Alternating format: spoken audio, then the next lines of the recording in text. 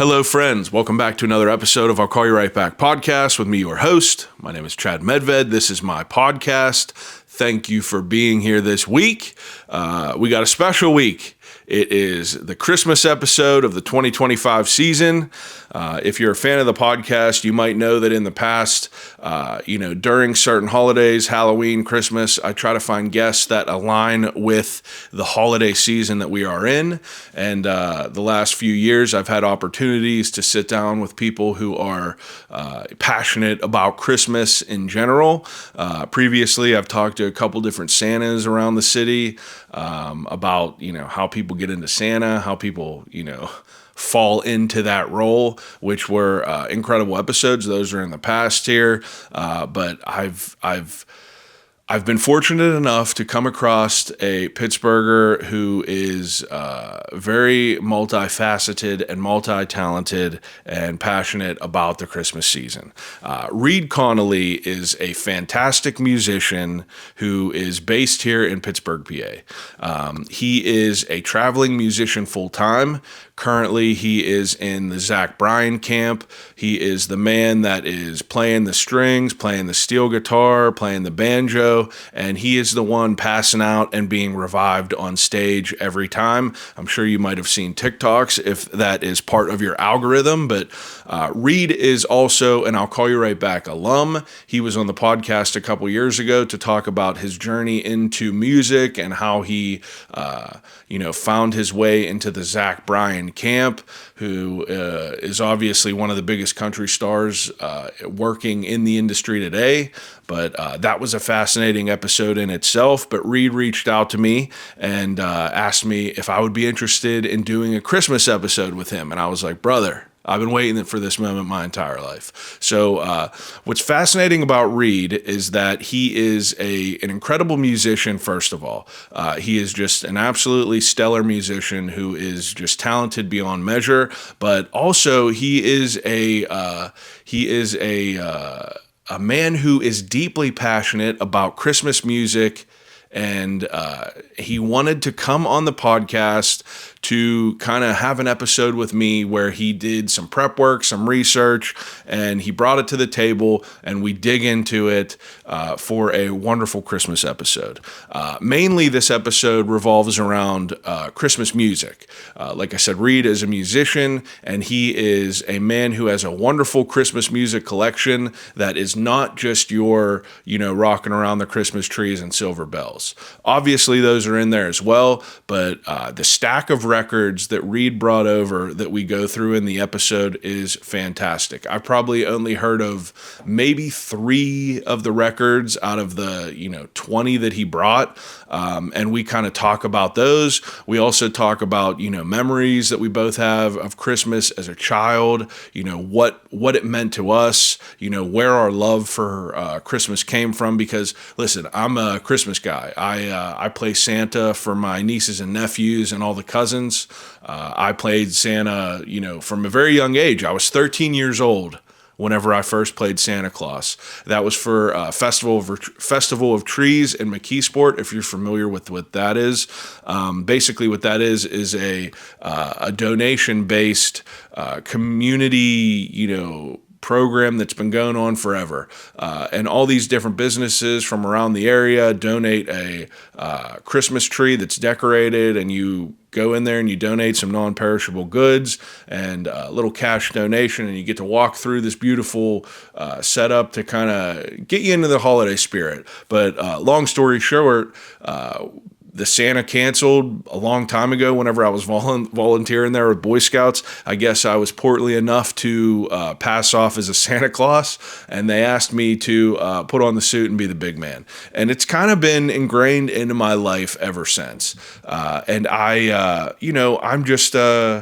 I'm a man who enjoys the decorations, enjoys the holiday films, enjoys the presents, enjoys, pretty much everything about Christmas. But one thing I don't really know that much about is Christmas music. So whenever Reed reached out and asked to do an episode kind of highlighting the unique Christmas music we have, I was sold. Like I said, he does some prep work. He brings some stories about all the different Saint Nics and all the different names. And, we get into into a lot of stuff. It's a long episode, 2 hours and 15 minutes. So if you're looking for something to get you into the Christmas spirit, look no further.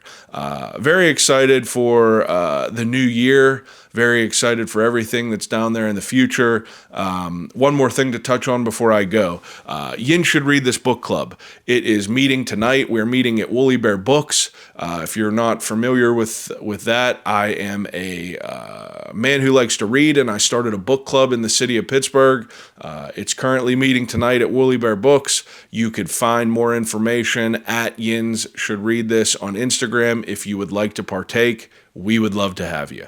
But other than that, happy holidays to everyone. I hope you enjoy it. This will be, the last episode of the year. So I hope you guys go into the new year feeling rejuvenated, because Lord knows I'll probably be weathered going into 2026 through all this craziness that happens during the holidays.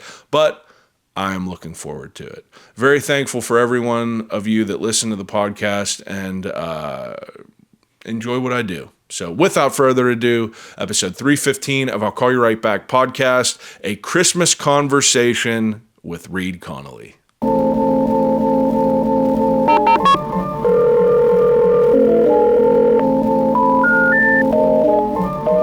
gotta use the telephone. Hello?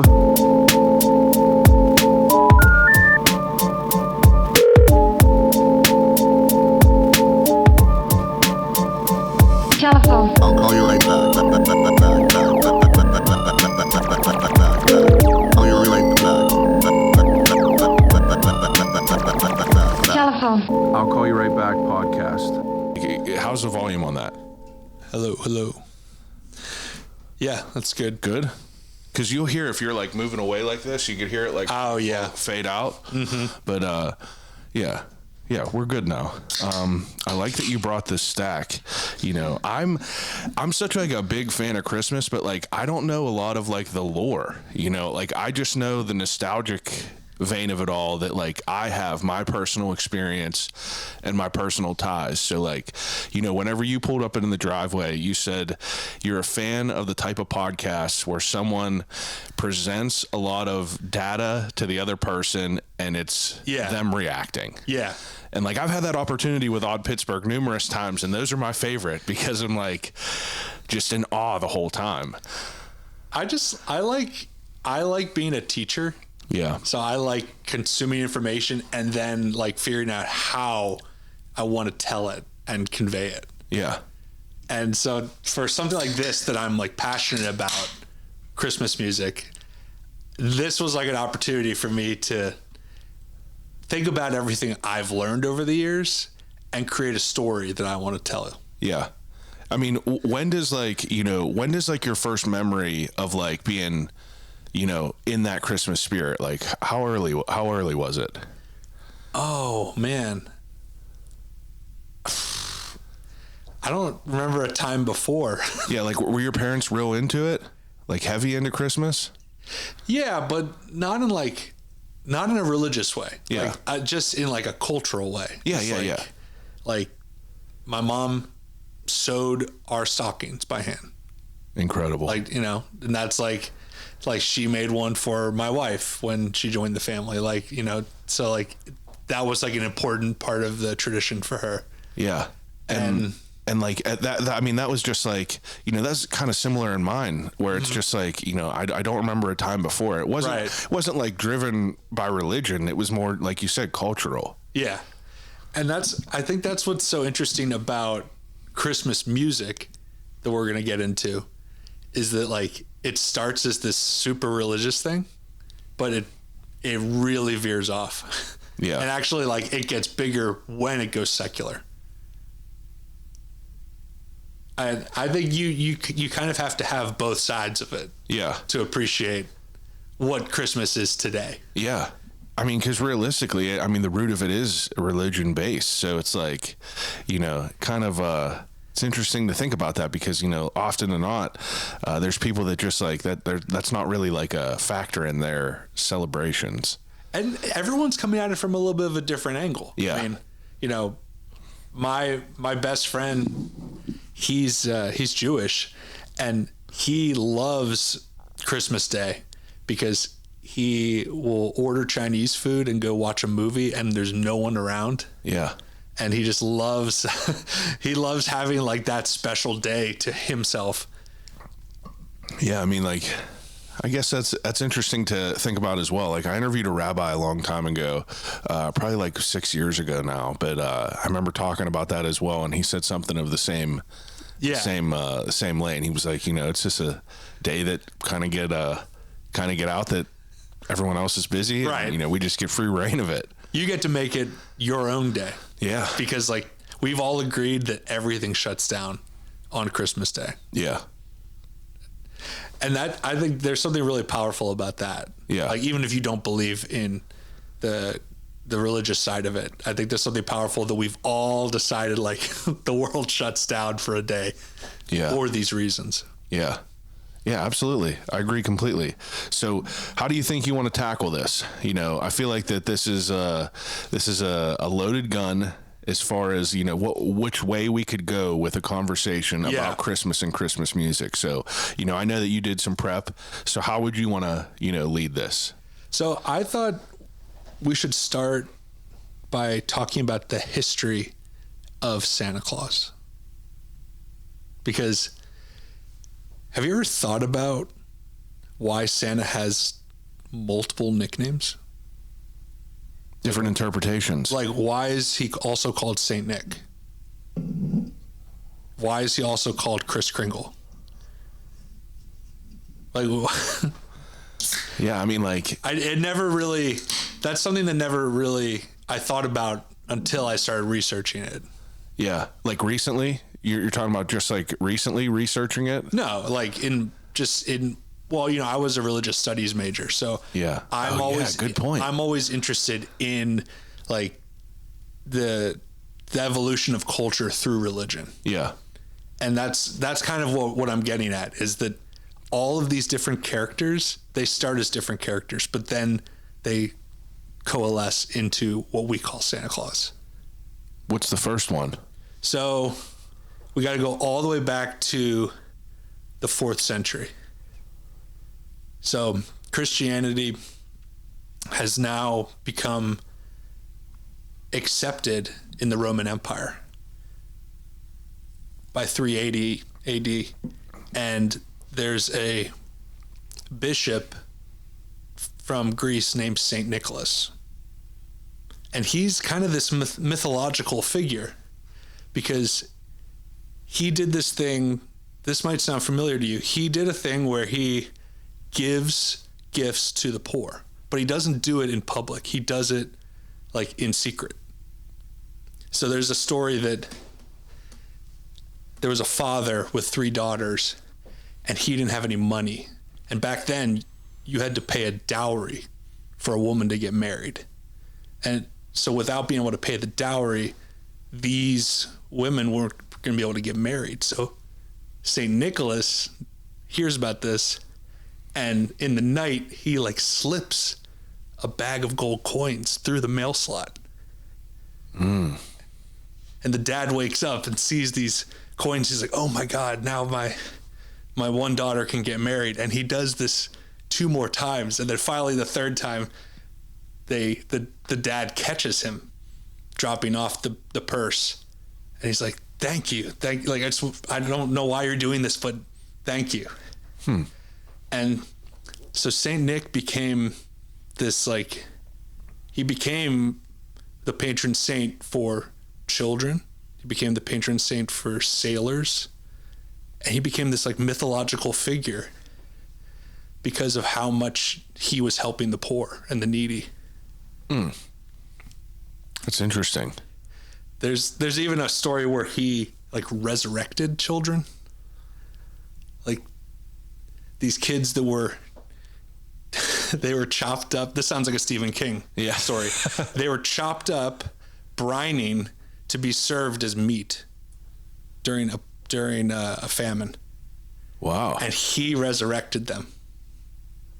Jesus. Yeah. That's pretty wild. Yeah.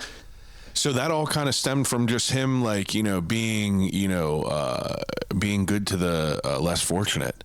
you Right. know, and just like, you Which know, is like that early Christian message. yeah. Yeah. And I mean, like, how does it go from, you know, just that moment of him having that like charitable bone in his body to like where it got to where we are today? Like, how does it span from that? So he achieved sainthood because of these miracles. And then they established St. Nicholas Day. And that becomes a day for gift giving. And that influences Santa Claus. Have you heard of Santa Claus? I feel like I have.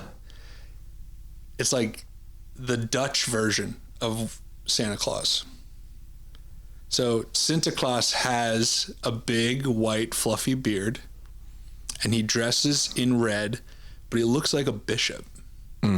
He's got the robe and he's got the pointy hat and he's got a staff and he rides on a horse, a white horse that travels onto the roof of your house, and he will come down the chimney and children leave their shoes out either by the door or by their bedside, and they'll, if they're good, they'll receive candy or gifts in their shoes, and if they're bad, they'll receive coal. Yeah. I've heard that part of the lore before with the shoes and then the coal and the gifts. So already we can see like so many of the tropes from Santa Claus are being established. Yeah. But instead of giving these gifts on Christmas, it has nothing to do with Jesus. This has to do with Saint Nicholas or Sinterklaas in Dutch. What's the day? I mean, December 6th. So every country has a little bit of a different version of this. Like some people, they don't leave their shoes out. They get the gifts under their pillow. Some people put hay and carrots in their shoes to give to the horse that Santa Claus rides. so there's different variations for all different cultures. Every country has like a little bit of a different version of this.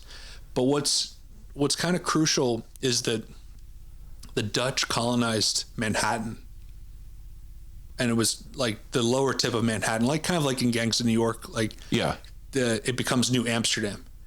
And when they come over to America, they bring that lore of Santa Claus. And I think that's when it starts to percolate into what eventually becomes Santa Claus in America. Well, so you know, you mentioned these like couple variations. Like, where does like Krampus come into play?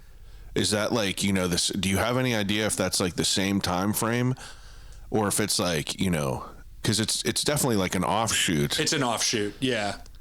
That came later. Oh, okay. Because there's actually a period where Christmas became, it kind of dipped in gift giving. So there was a thing called the Protestant Reformation, where the Church of England, they wanted to really separate the religion there from Catholicism. They wanted to take out that influence. And so by one of the ways they do that is you no longer have these you're no longer recognizing saints, and they're not singing church service. And so the things that were associating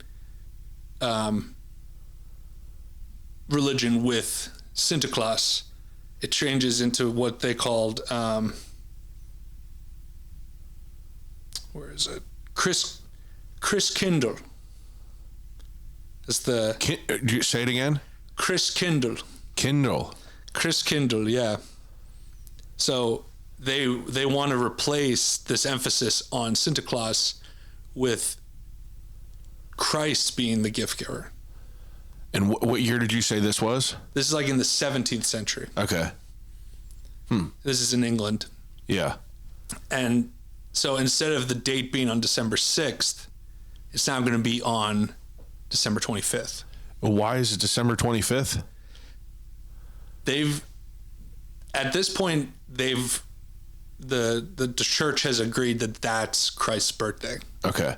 Oh, okay. Yeah. That's a point of contention because that's something that's decided not through the Bible. That's decided like down the road. But at this point, all of the versions of Christianity agree that that's the birthday. Yeah, which is interesting because everyone has different dates. Right. So it's like, how do you pick on one? Yeah. But, you know. And that's beyond the scope of this. Beyond the scope, yeah. But the Christkindl becomes the gift giver.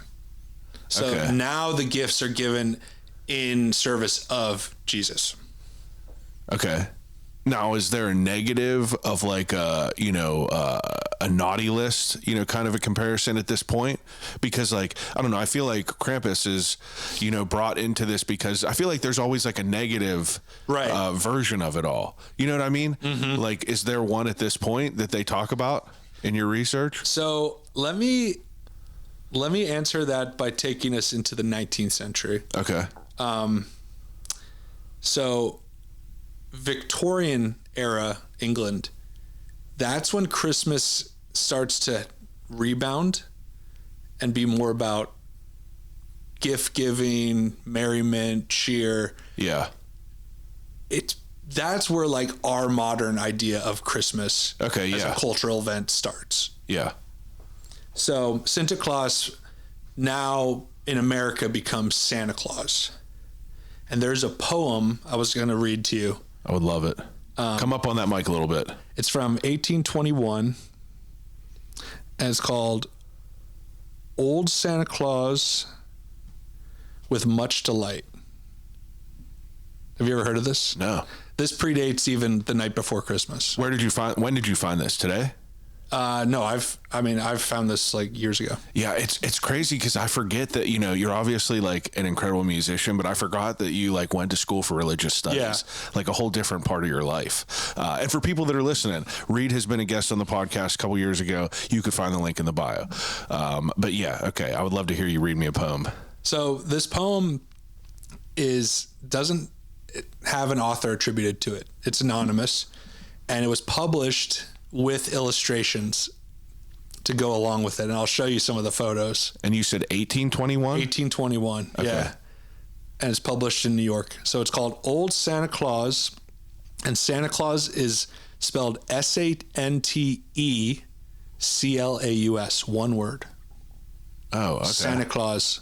So you can see how like Santa Claus is being like morphed into it. Yeah, exactly. One word is interesting. Mm-hmm. So here's the poem. Old Santa Claus with much delight, his reindeer drives this frosty night. Now we got the reindeer. Yeah. Right? Instead of a horse that Santa Claus rides, it's now a reindeer. O'er chimney tops and tracks of snow to bring his yearly gifts to you. So now we're establishing that the chimney is important. The steady friend of virtuous youth, the friend of duty and of truth, each Christmas Eve he joys to come, where peace and love have made their home. So the gifts are being dropped off Christmas Eve. Through many houses he has been, and various beds and stockings seen. So the stocking is now where the gift is going into. Some white as snow and neatly mended, others that seem for pigs intended. That's kind of a weird burn, but... To some I gave a pretty doll, to some a peg top or a ball. No crackers, cannons, squibs, or rockets to blow their eyes up or their pockets. Where'er I found good girls or boys that hated quarrels, strife, and noise, I left an apple or a tart or a wooden gun or painted cart. So I interpret that to be like you're leaving gifts and candy. Yeah. Or food. You're getting a mix of the two in your stocking. Yeah. No drums to stun their mother's ear, nor swords to make their sisters fear, but pretty books to store their mind with knowledge of each various kind. We love books. But where I found the children naughty, in manners crude and temper haughty, Thankless to parents, liars, and swearers, boxers or cheats or base tale bearers. I left a long black birchen rod, such as the dread command of God directs a parent's hand to use when virtue's path his sons refuse. That's a really ominous ending. Yeah, that's the end of it? Yeah. Jesus. Thought there was going to be some relief at the end, but that's such a 1821, such a wild There's the rod. There's an illustration of the birchen rod that your parents are going to beat you with.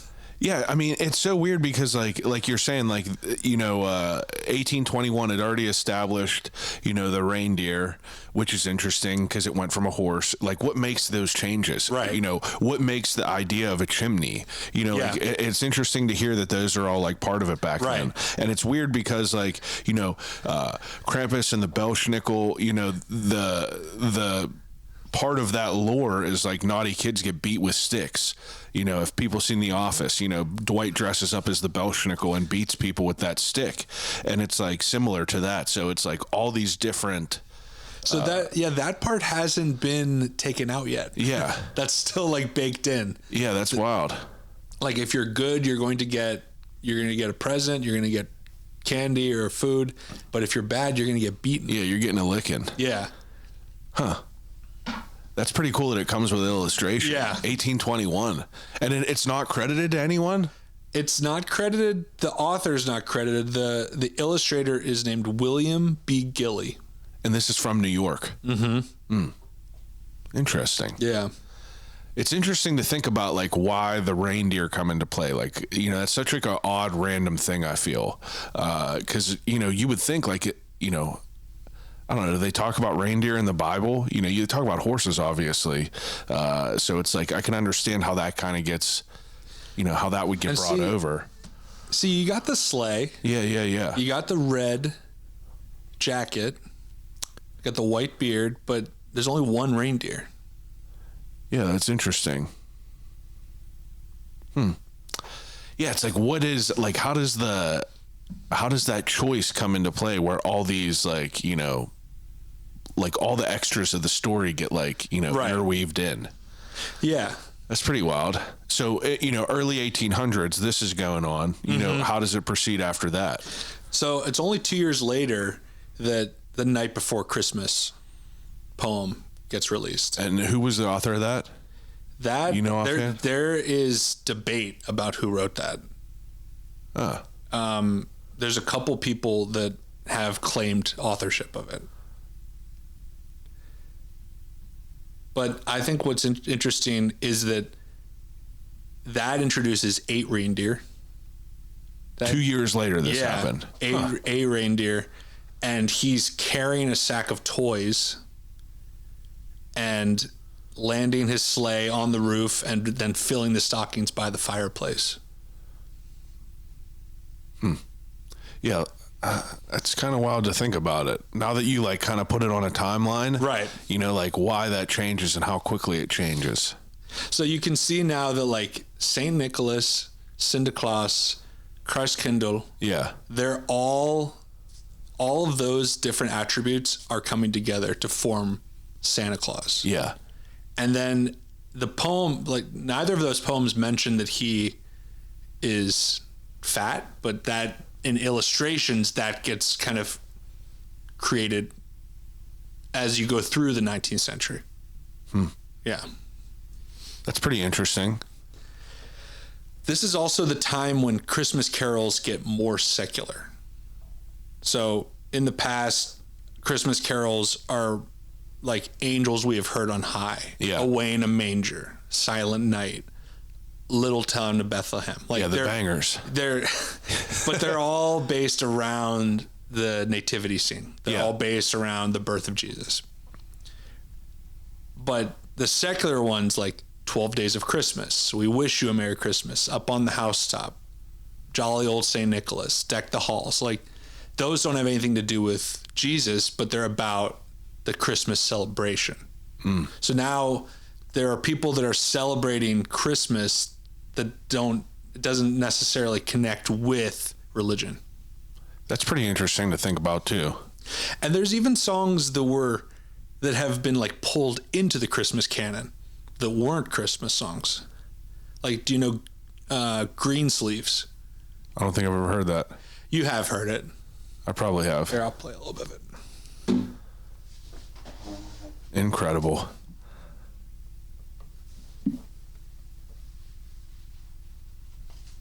Tell me if you can hear this.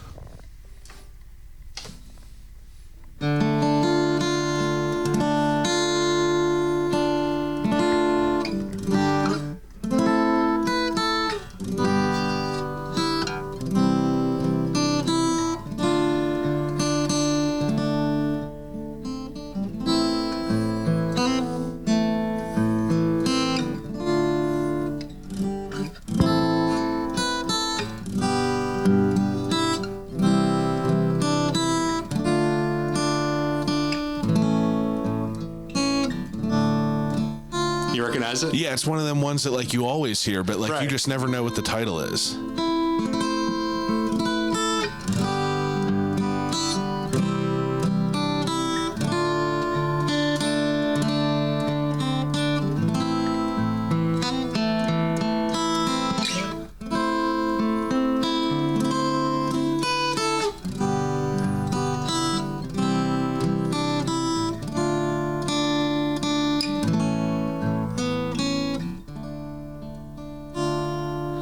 So what is that song about?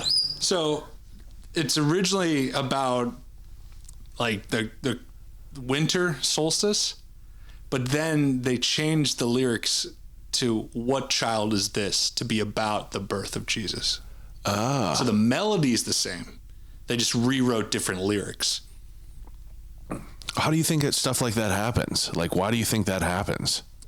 I think a lot of it is because it's changing cultures. And how people interpret it? Right. Okay, yeah. And like something that works in England might not work in America. So they're repurposing it for a different reason. That's pretty interesting. Another example of that would be O Tannenbaum. That's a German song about birch trees. But then the English lyrics are rewritten to O Christmas Tree. So it's originally O Tannenbaum? Right. Ah.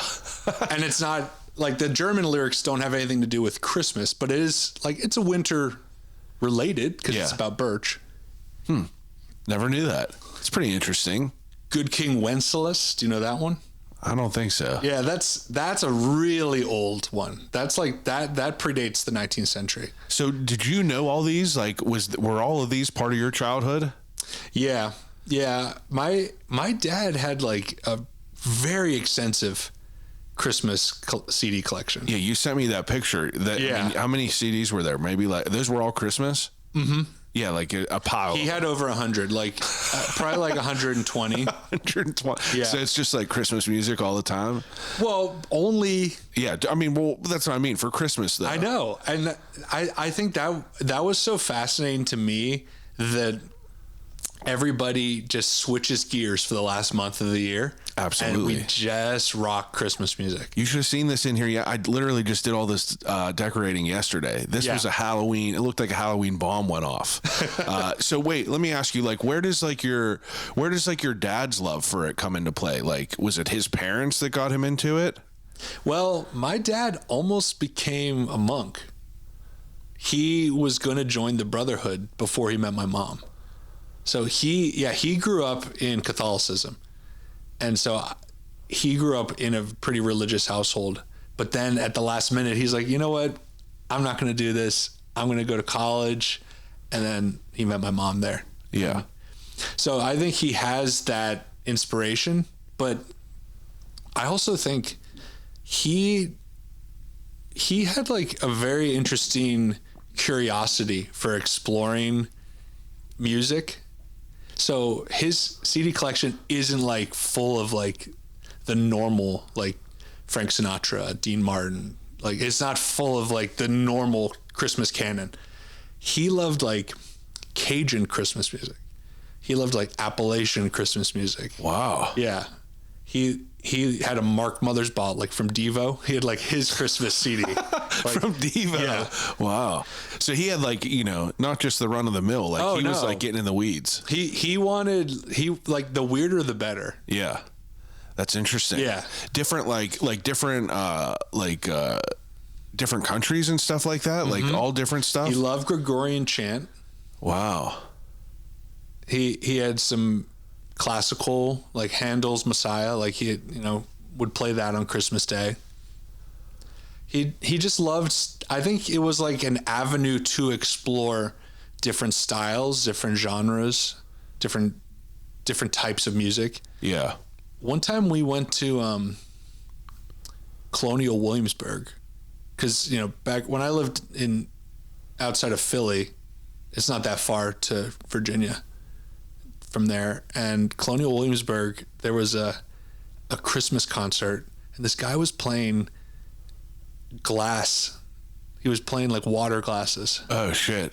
And like playing Christmas music on water glasses. Yeah. And my dad had his CD.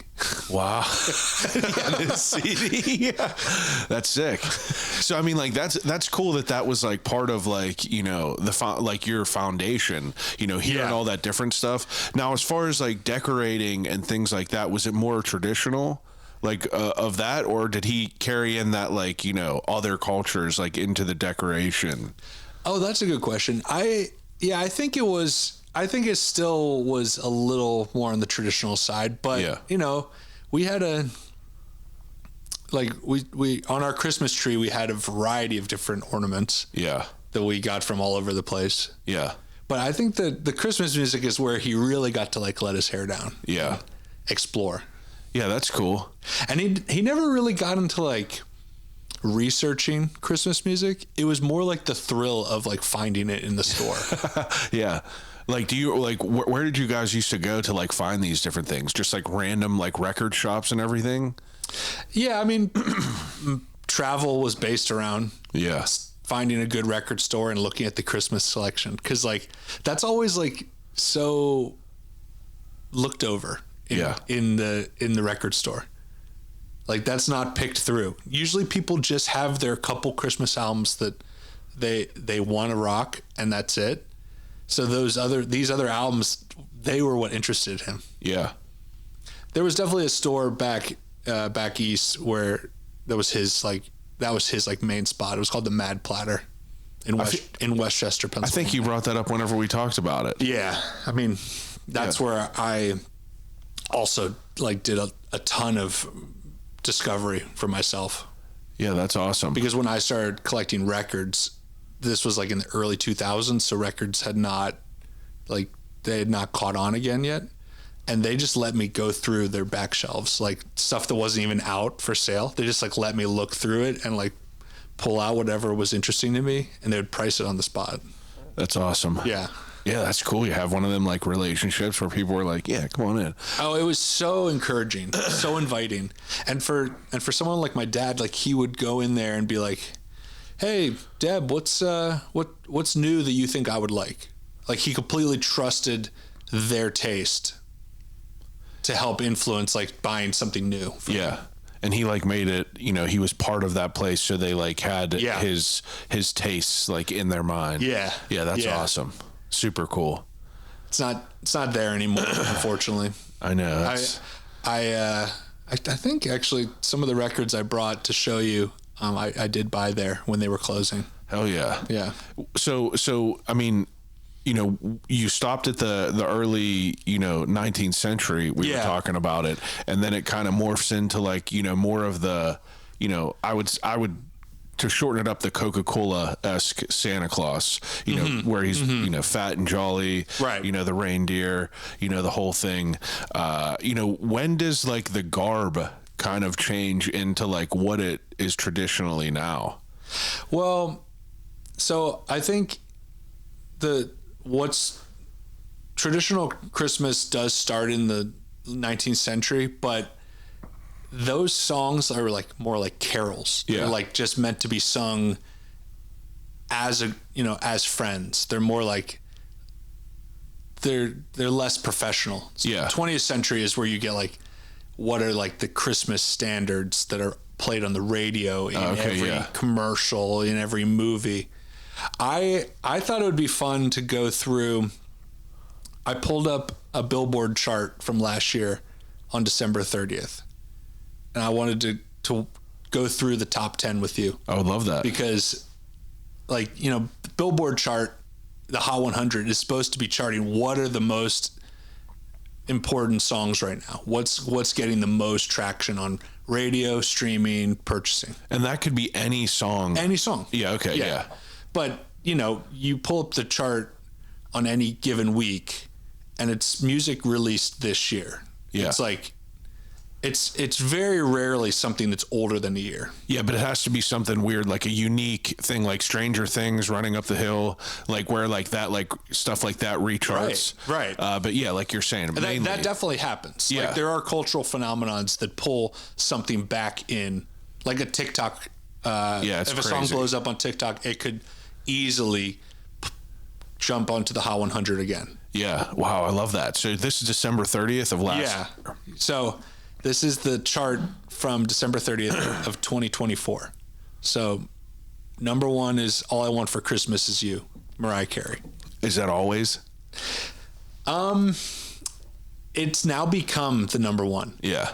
I think it's taken a while. I think like Christmas songs take at least 10 years to become standards. Yeah. And this song is from 1994, so it's had 30 years now. Yeah. It's been cooking for that long. But I mean, I think for a lot of people that is like the definitive Christmas song. Absolutely. And that's like released in our lifetime. Yeah, like for you, is that like, is that like one for you?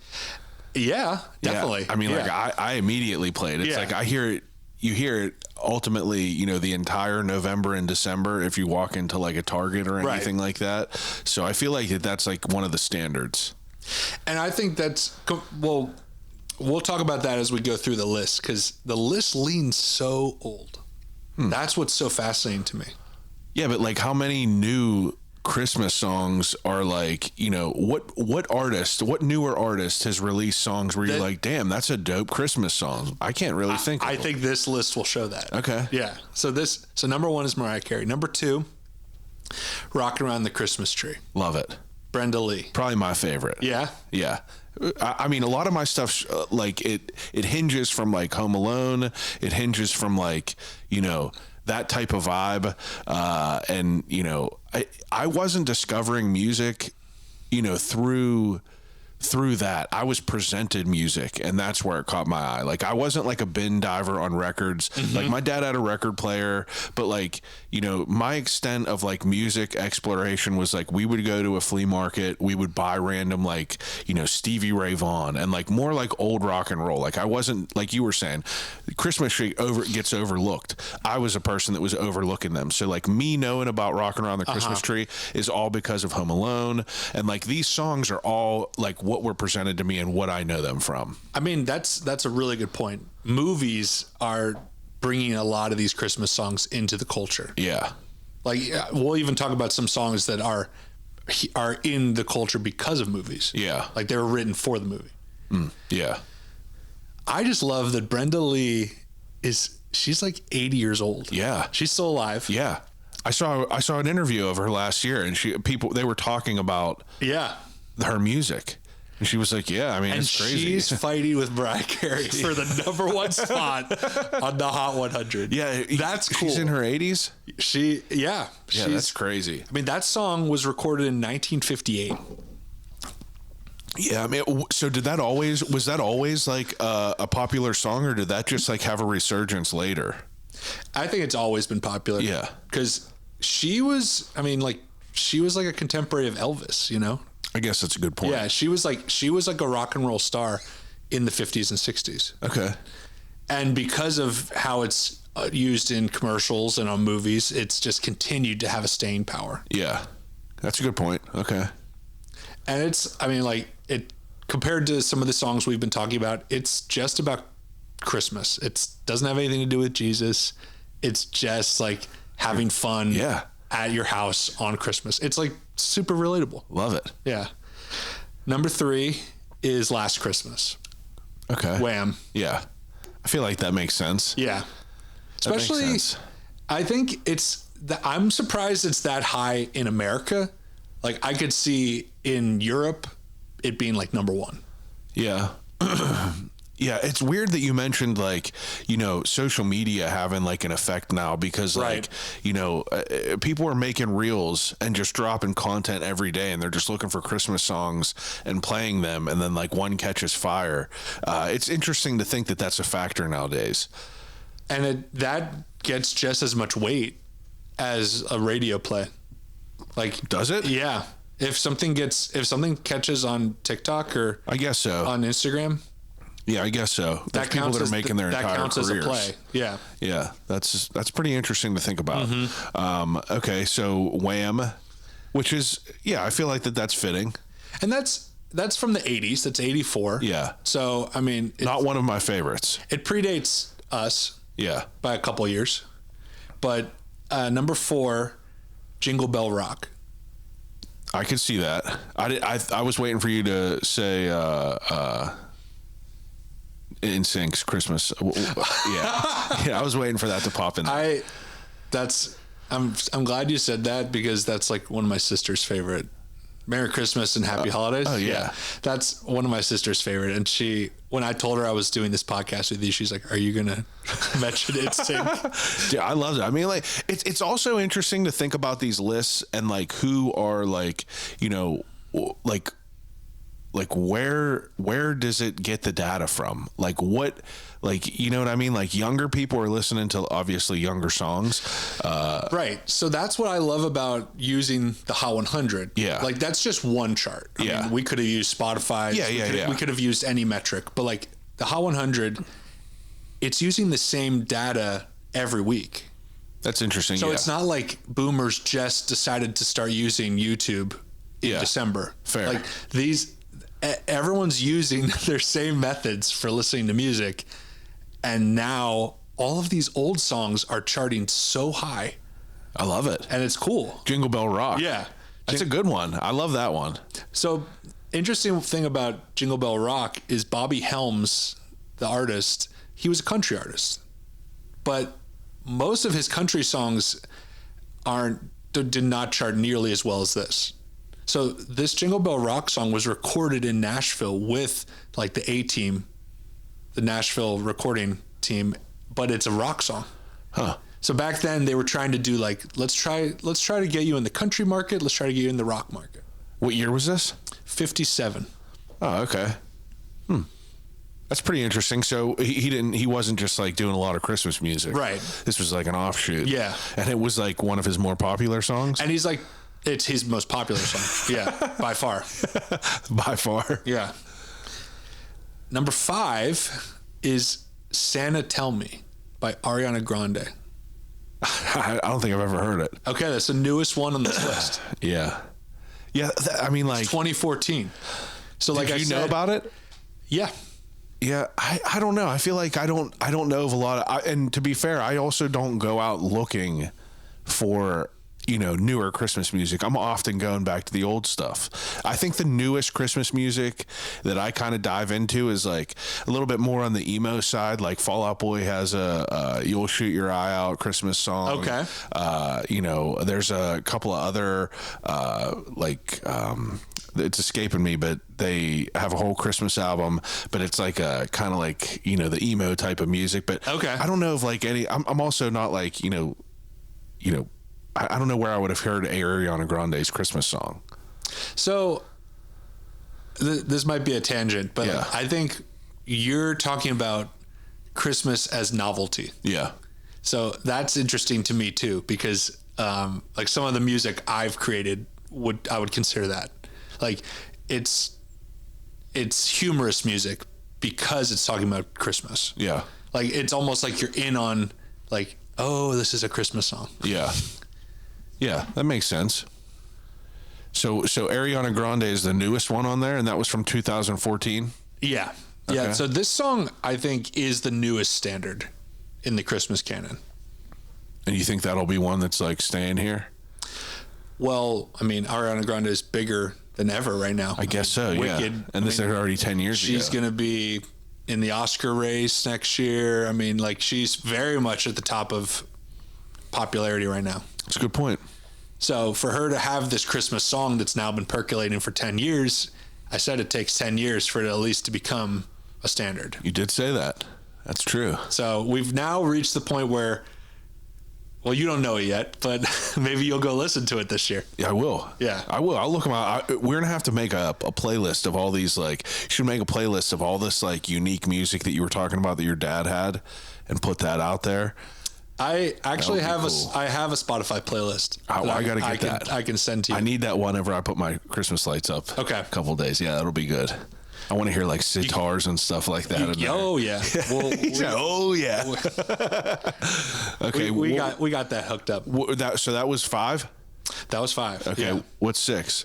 6 is A Holly Jolly Christmas. Oh yeah. Burl Ives. Amazing. So Burl Ives, he got famous for being in the Rudolph the Reindeer, Red-Nosed Reindeer movie, the animated movie. Oh, okay. Yeah. That's the same guy? Mm-hmm. Oh. All right.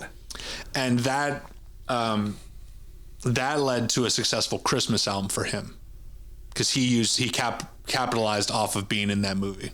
Okay. So there's a version of Holly Jolly Christmas in the movie, but the version that's played on the radio was recorded a year later. So this is from 1964. Okay. Burl Ives. Yeah. All right. That's good. 6. Okay. So what's 7? 7 is It's the Most Wonderful Time of the Year by Andy Williams. I feel like all these, now that you say all these, that makes sense. I feel like that they're like the standards that are always like on repeat. Right. Okay. Like those radio stations that only play Christmas music in December. Yeah. These are the songs they play. All these, yeah. Just on a repeat. Yeah. A couple extras. And that's probably juicy the numbers. Yeah. And that was 7? That was number 7. That's from 1963. I think Andy Williams, he had a really successful career, Moon River. He did a lot of big pop songs, but this is definitely his biggest Christmas song. It is interesting that they're all like the, older 60s, 50s, right? Rather than like, you said there was only like 1 or 2 80s in there. There's one more that's like a recent song. Okay. What's 8? 8 is Let It Snow, Let It Snow, Let It Snow. Okay. Dean Martin. Yeah. Was he the original composer of that?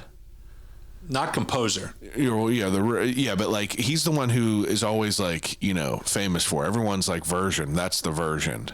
So, okay, another tangent that's interesting that I got to bring this up for my friend Elliot, my best friend who's Jewish. Half of these songs are written by Jews. Oh yeah? Yeah. Yeah, I guess that makes sense that like the actual people who wrote these songs are not even these people. That's very much standard for pop and country too. Yeah, a lot of artists back then. Didn't Elvis not write a good bit of his shit? Like, all of his stuff. He wrote some, but a lot of them are written by like Jerry Lieber and Mike Stoller or some, for example. So Johnny Marks, that's a name I want to highlight. He wrote 3 of the biggest Christmas songs. Johnny Marks. Yeah. He wrote Rudolph. Okay. He wrote Rockin' Around the Christmas Tree. And he wrote Holly Jolly Christmas. Damn. So 2 of the top 10. That's pretty wild. Was written by a Jewish man. Huh. Jerry Marks. Johnny Marks. Yeah. Okay. And then Irving Berlin. He wrote White Christmas and Happy Holidays. Both are from Bing Crosby's movie Holiday Inn. Okay. That's where those songs got popularized because they're in that movie. Ah. Were they made for that movie? Mm-hmm. Ah. Yeah. Okay. And then I got a couple other ones here. These are all written by Jewish authors. Let It Snow, like I just mentioned. Winter Wonderland. Chestnuts Roasting Under an Open Fire. Sleigh Ride. It's the Most Wonderful Time of the Year, which we just talked about.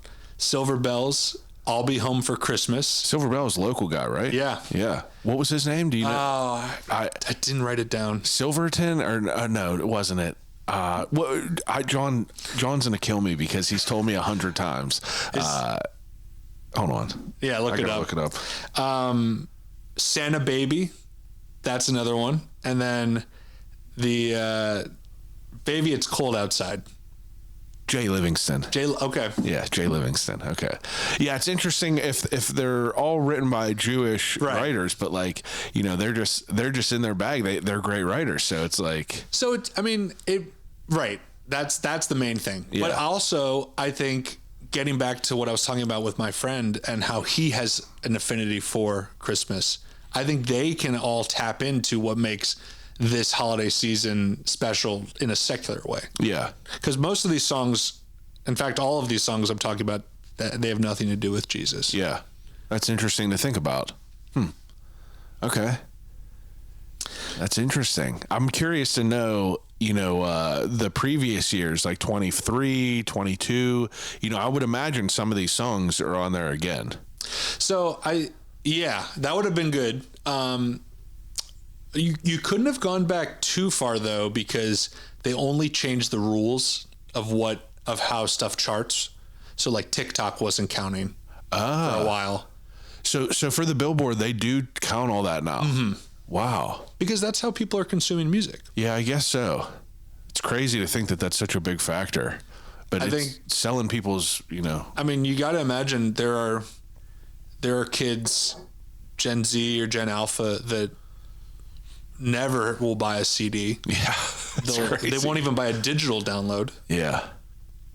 But they'll stream stuff on Spotify or on TikTok or Instagram. Yeah, man, we're getting old. Yeah. How old are you? 38. 38. Okay. Yeah, I'm 35. Yeah, I mean, it's weird to think about. Yeah. It's kind of weird to think about. But I think it's cool that, like, we're almost done with the list here, but there's so many timeless songs that have hung around and they're still being consumed at the highest level. Yeah. At Christmas. Absolutely. And then think about, like, the next week, all of these songs will drop off the chart. It is. It's a flip switch. Yeah. What about 9? 9 is Underneath the Tree. Do you know that one? Santa baby, is that it? Put a table under the tree. No, this is Kelly Clarkson. So this is like a newer song as well. Huh. I'll probably know it if I heard it, but you definitely will. Okay. It's really upbeat, very happy. What year is this from? 2013.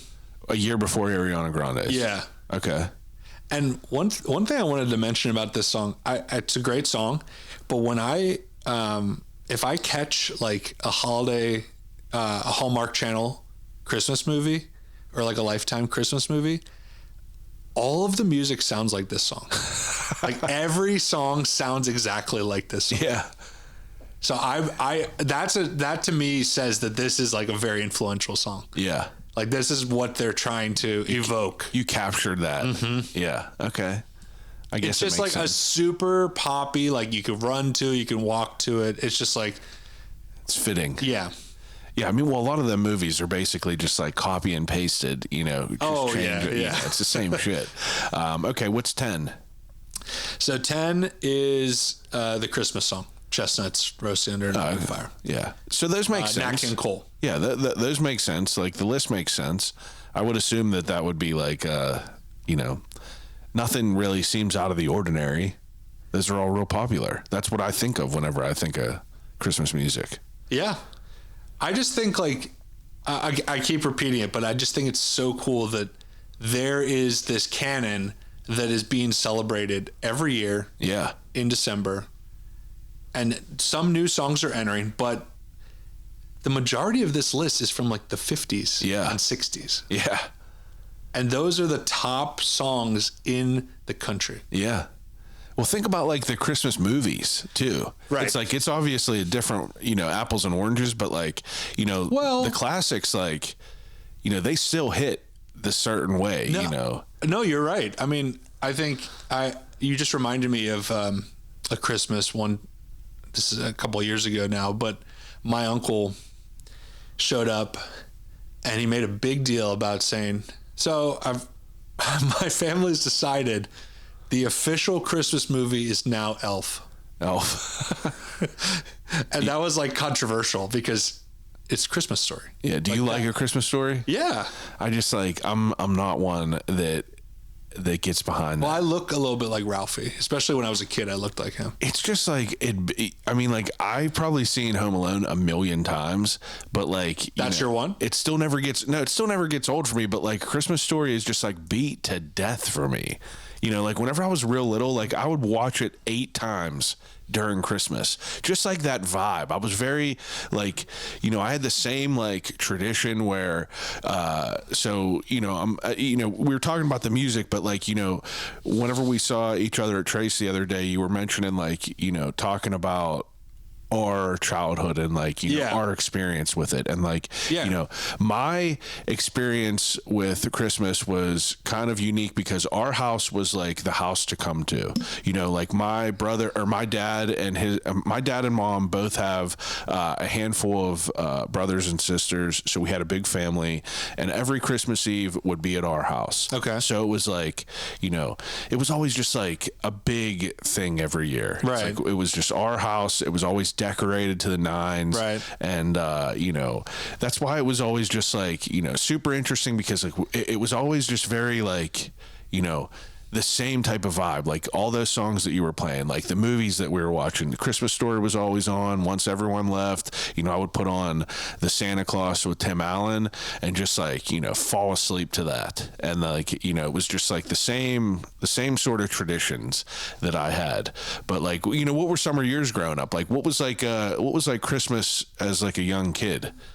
Like what movies? No, like just like what was your vibe throughout the like your day? Like what was your Christmas morning, like your Christmas Eve and Christmas morning? Like did you go to other people's houses? Was it your house? Christmas Eve we would have family over. We would host the dinner at our house, and we get to open one gift Christmas Eve night. And then Christmas Day, you know, you open all the gifts in the morning, and then we'd go to a movie in the afternoon. Really? Yeah. That's cool. Yeah. I always associate Thanksgiving and Christmas Day with going to a movie. Yeah. So I'm very appreciative to people that work at movies on holidays. Yeah, that's more of a later thing for me. Like we didn't do that growing up, but like I do that as an adult. Like I'll go to the movies. I love it. You know, on Christmas Day, I like going anywhere on Christmas Day. Yeah. A couple years ago, I flew on Christmas Day. It was so relaxing. Yeah. Was it like more busy? Less busy. Yeah, I guess so. Christmas Day is like one of the least busy days to fly. Huh. Now, if you're trying to fly the next day, that's going to be tough. Chaos. But Christmas Day was like a breeze. Yeah. I like, you know, we mentioned it before, though. It's like, you know, we all collectively kind of agreed that Christmas is just a day that we like, you know, that everyone just agrees that everyone's closed. And, you know, in my later years, you know, I almost think it's like kind of messed up whenever there's like people working on like Thanksgiving and like Christmas, and like, you know, I always feel guilty if I am going, like whether it be the grocery store or something like that, you know what I mean? It's like I feel guilty going there on those days because like, but they're getting like double pay. I know. You hope. Yeah, you hope I hope so. You hope they do. But it's like, you know, and I know there's people that choose to work that too, but it's just like, I don't know, part of it just feels weird to me. It's like, but I feel guilty whenever I go there, even though I still go. I just hope that they made the choice for themselves. And they were like, you know what, I'll take the bag. One of my jobs was I worked at a call center. Yeah. And we used to be open 24/365, you know? Really? Mm-hmm. Did you work on Christmas before?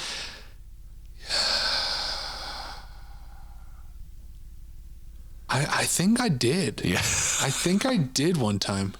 I worked at a gas station on Christmas before. Like whenever I worked at a gas station just behind the register, and I volunteered because I got double pay. I was like, there ain't going to be no one there. Or maybe it was New Year's. Yeah. I can't remember. Whatever. But it's like, you know, you know what I mean? It's the same idea of like, you're agreeing to waste your time. Yeah. to get a bunch of money. Yeah. And it's like, it's a breeze of a day because like nobody's calling for tech support on Christmas Day. Yeah. Now, I mean, a retail job would probably be different. Like, I'm sure a movie theater is going to be pretty packed on Christmas Day. Yeah. So I'm super appreciative for the people for in the there. folks that are agreeing to work on those days. Oh yeah. What do you want to pull up next? We went through the top 10. You have a whole stack of records here. Yeah, I just decided to bring just a sampling of some of the music that I have. And these are things that, like, you know, mean a lot to you. Yeah, let's just go through them and see what we got. I would love it. I'll show you the one that I have. I have one Christmas record. Okay. This is the only one that I have. And it's the Gremlins movie soundtrack. But, like, you know, that's the only Christmas record that I have that I have. I don't have a lot of records, but, like, you know, you mentioned records and I was like, I wonder if I have anything Christmas. I more have it as like a piece of artwork. Well, first of all, I just appreciate that you were considering Gremlins a Christmas movie. You don't? No, I think it should be. I think it should be discussed with other Christmas movies. Absolutely. Yeah. What do you think about Nightmare Before Christmas? Is that a Halloween or a Christmas movie? I watch it at Halloween. I feel like that's the appropriate thing. It's like you watch it on Halloween because it's warming you up for Christmas movies. And that makes even more sense now because, like, nowadays, as soon as Halloween ends, the stores are decorated for Christmas. Yeah. So they really just flow one into another. Absolutely. Yeah. I mean, Gremlins is absolutely a Christmas film. It's a great movie. I've 2 Gremlins tattooed on my leg. Really? I love them. I mean, it's like one of my favorite. Look in that Christmas tree right there behind you. I have it decorated as, you know. I love that. I'm a big Gremlins guy. Have you ever listened to the What Went Wrong podcast? No, but I know what it is, and I know they did an episode. Yeah, you should listen to it. I know. It was an interesting production. I would love to listen. You know, they're making a third one. I think it just got greenlit. No, I didn't know that. Yeah, it just got greenlit. Have you seen the second one? Yeah. Outrageous. The second one's wild. Yeah, wild. But, like, I mean, do you think that there's people that don't agree that it's a Christmas movie? No, but I think, like, more people should be. I think it should be in more people's, like. Yeah, talked about. I watch it every Christmas. Absolutely. Yeah. Because, like, what are those movies for you? Christmas movies? Okay, I'll tell you. So you start off, you know, like I said, Halloween time. It starts off with Nightmare Before Christmas. I kind of watch it both times. I'll watch it Halloween, and then I'll put it on the background at Christmas time as well. But then I travel through Uncle Buck. I travel through, that's like a Thanksgiving up to Christmas. Then Uncle Buck, then Dutch. Have you ever seen Dutch? Ed O'Neill? Yeah. That's like graduating up to Christmas. And then my Christmas films that I go through are like, you know, pretty much the standard. I watch both Home Alones. I watch Elf, Jingle All the Way. I watch, you know, I'm not one that's like Die Hard's a Christmas movie. I don't feel that. I've only seen Die Hard for the first time 2 years ago. So, like, it doesn't have that, like, nostalgia, like, imprinted on my soul as it does for a lot of other people. It is always tough when something has such cultural significance and you haven't participated in it. Yeah. And then you feel like it's almost, like, impenetrable. Yeah. People are like, what do you mean? And I'm like, yeah, dude, I'm just saying, ain't that into it. See, I do watch it on Christmas. Yeah, that's fine. I get it. It's associated for me. Yeah. You watched it as a young kid? Mm-hmm. Yes. I mean, like, I get that completely. But it's like, you know, mine are more standard, like Bad Santa, there's kind of a horror one. Okay. That's called Black Christmas. Well, that too, but like it's called Better Watch Out. It's basically like Home Alone, but it's like a horror version, which is fantastic. I don't know that one. Yeah, it's like kind of under the radar. I don't even know how I got told about it. It was like one of them nights just like searching on Amazon, but it's like, you know, this kid is just kind of fucking nuts, and you know, you can't really give too much away, but it's worth watching. Black Christmas, though, of course. You know, I kind of love the OG. Yeah, I love the OG one. The new one is fine too. You know, it's fine. You know, do I think Black Christmas, the OG one, is the best movie ever made? Absolutely not. But I watch it because it has the Christmas vibe to it. It's kind of a weird slasher though. It's weird as hell. Yeah, it's cool. Like whispering, yeah. And the POV shots are weird. It's a unique movie. Do you know it's the same director as Christmas Story? Yeah, I feel like a lot of people don't know that, but that's a fun fact. It is a fun fact because you're like, Christmas Story, the most wholesome movie ever. And then it's like, let me put a bag on your head in Black Christmas. That was another one that I was like late to the game. I only watched that for the first time a couple years ago. I'm very new to horror just in general. What about Krampus? Have you seen the movie Krampus? No. I mean, that was like one where I was like, this is going to be garbage. And it's like up there. That's kind of a newish one. Yeah, Adam Scott in it. It's Toni Collette, who is just like love her, a knockout. Yeah. It's one of her best roles, but it's just so well done. Okay, it has a lot of like historical lore in it. You would love it because like it really gets into like the story of it all, and it's like one of the ones that I feel like gets overlooked because you're like, it's going to be a generic type of silly movie, but it's like it's one of my favorites. I watch it all the time. But what about some of you? Like, what are like your like core? I mean, Tim Allen Christmas, the Santa Claus, yeah, with Tim Allen, like stuff like that. What are some of yours? Love Actually. Yeah, I definitely. I always love a rom-com. Yeah, so any Christmas rom-com, I'm game for. My number one is Muppets Christmas Carol. Yeah. Fantastic. I gotta watch that every Christmas. And I think I forgot to mention that when we were talking about the 19th century. Like when Christmas Carol came out, that really changed the game. Like that made Christmas like really popping again. Really? Yeah. That was a huge hit. Yeah, for Charles Dickens. I guess so. I mean, it makes sense. And that doesn't even have anything to do with Jesus. Yeah, it's just like the story of it all. But it involves Christmas celebration at the house. It involves singing for alms. Yeah. I didn't talk about that either. Going to different houses to collect money for charity to give to your church. Like that's a tradition that came out of carol singing. Ah. Yeah. I didn't know that. And that they talk about that because there's the guy that takes a chance to sing in front of Scrooge and then he like tells him to go away. Yeah, I didn't know that, I guess. Huh.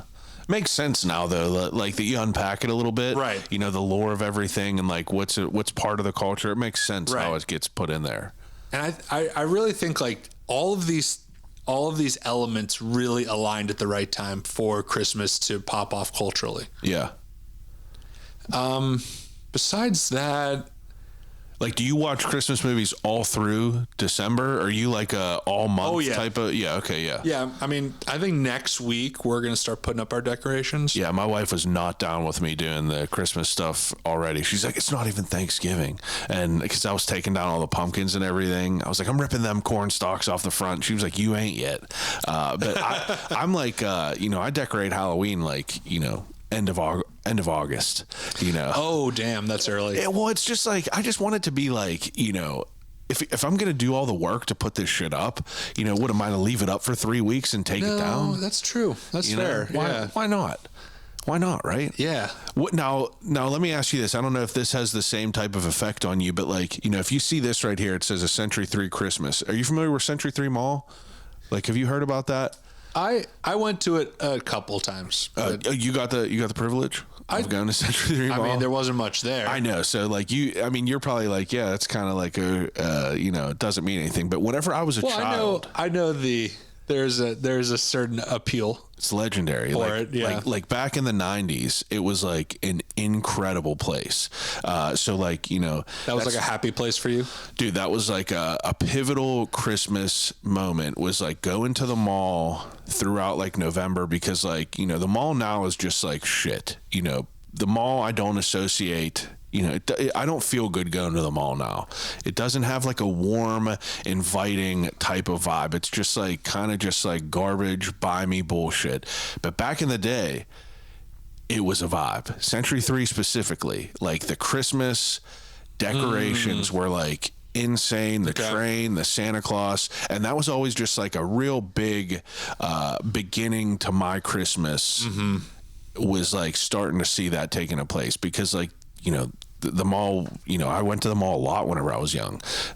Whenever we were younger. I mean, did you go to the mall a lot when you were a young kid? Yeah. Yeah, it was just a different type of thing. If you say that now, people are like, what do you mean?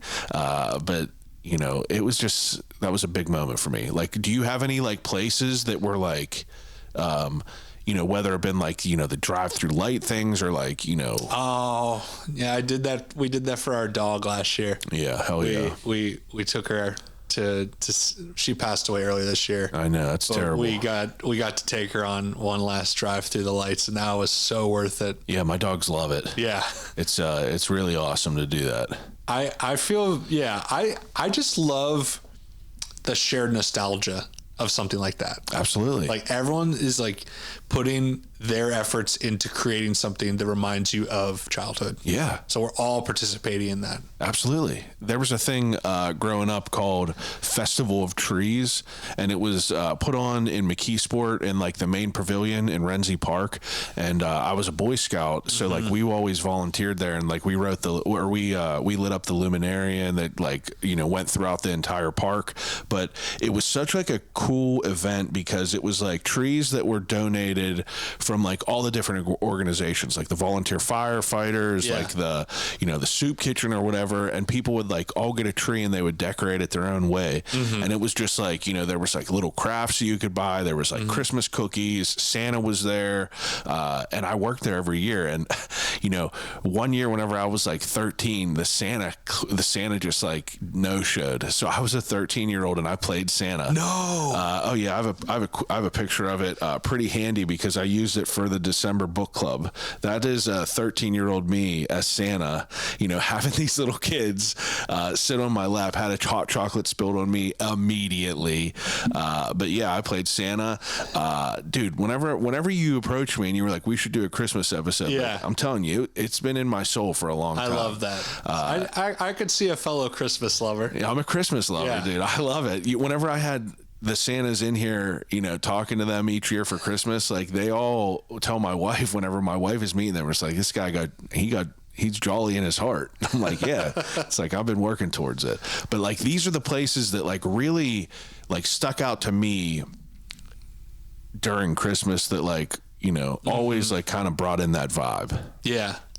I, what was a funny memory for me as a kid? I took Latin when I was in middle school and high school, and we would, I went to a boarding school, and we would go around and carol in Latin. Wow. Yeah. That's pretty wild. Yeah. What was the origin of you wanting to learn Latin? History. Okay. Yeah. That's cool. I think in hindsight, I wish I would have studied a language I could speak. Yeah. But, or would have relevance to speak today. Yeah. But, it taught you about the history of Rome and about also like how language, like the Romance languages evolved from Latin. Yeah. That's cool. That's neat. Have you ever, a side note, Christmas movie you were talking about, you ever hear the Holdovers or the... Oh yeah, that's Paul Giamatti. That's now in my rotation. God, yeah, what a fucking movie! Love that movie. Incredible. Yeah, that's another one that I watched last year. That it's just like immediately injected into that. Thank you for reminding me. That's in my yearly rotation now. Yeah, absolutely. National Lampoon's. Yeah, I mean Christmas Vacation. Got to. Yeah, that's an incredible one. I mean, there's a lot of good there. I mean, are you a Home Alone kid? Like, were you always a Home Alone kid? I like Home Alone. Yeah. I rewatched it recently. Yeah. Yeah. See, it's like, like I watch it a bunch. Like that's like, I would say if you had a gun to my head and you were like, what's your favorite Christmas movie? It would probably be Home Alone.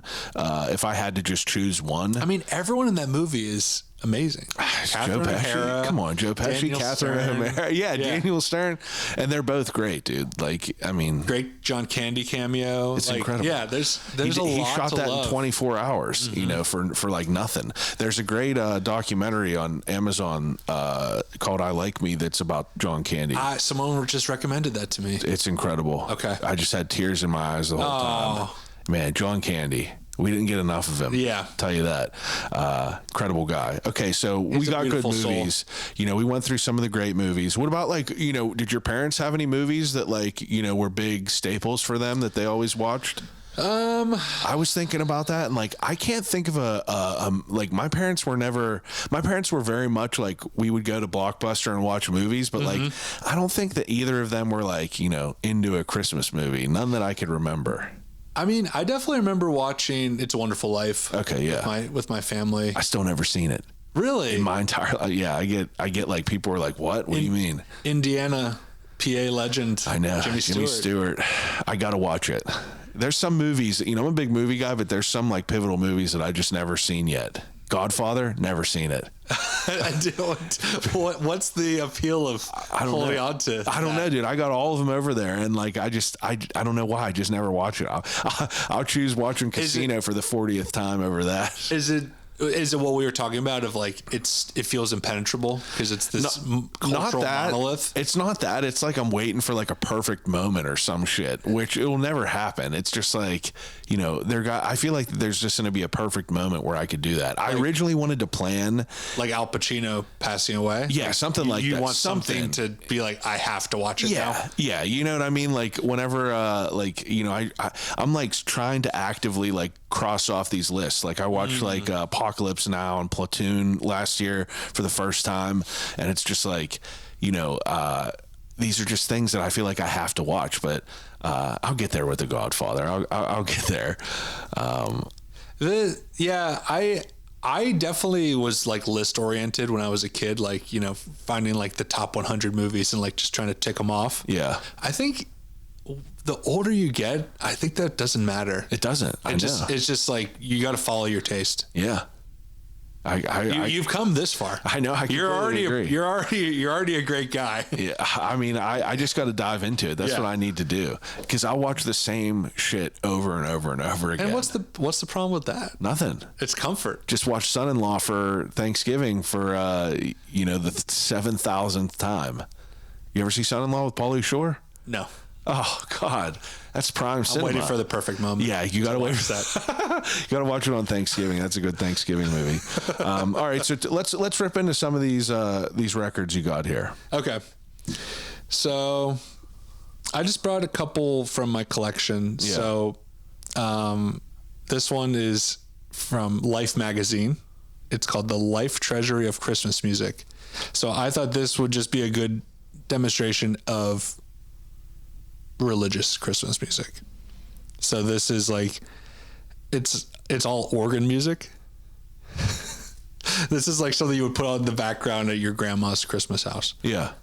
So and you're listening to these are regular rotations for you? Yeah, it's fun to revisit. Yeah. Well, it's fascinating from the start of this conversation, because it's I've never had the experience of listening to these kind of the off the wall choices. It's always just the the rocking around the Christmas tree, those type of things that I hear a million times.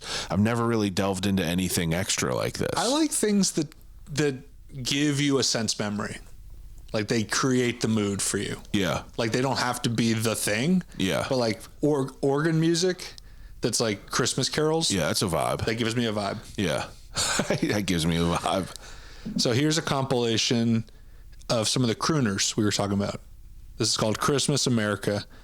And it's got Bing Crosby, Glenn Campbell, Roy Clark, Nat King Cole, but some country artists too. Merle Haggard. Yeah. Wayne Newton. Yeah. Fred Waring and the Pennsylvanians. Huh. Kind of an interesting little comp there. Fred looks like a wild dude. Man, Wayne Newton. The good thing about these comps is they're so cheap to pick up. Yeah. I got that for $1. So it's a good way to just when I was a kid to just hear some different music. Yeah, and just play, whenever you were a kid, were you someone that was I was, and I am, not ashamed to admit it, I'm someone who would buy a CD and listen to the certain songs. I wasn't a play a CD from beginning to end. I just didn't have that I've always been an album person. Yeah. or like a compilation person. Like I sometimes I get attached to track lists on greatest hits or compilations. Yeah. So I prefer to listen to the full record. Yeah. Now I do. But, younger, I would buy shit and I would listen to the songs that I know. Well, that's like the gateway, That's Yeah. the gateway for you to try to find other new favorites. For sure. This is definitely a standard. This is Phil Spector's Phil Spector. Christmas album. I mean, what fantastic cover arts. This isn't the original cover art. This is like a 70s reissue. I mean, that's the one you want, I feel. That looks like a good one. He looks pretty coked out. Yeah. He does. Let me see this. Wow. So I think for a lot of people, one of the Christmas standards is "Baby, Please Come Home," and the Ronettes sang that one, but it's actually Darlene Love that's singing the lead vocal.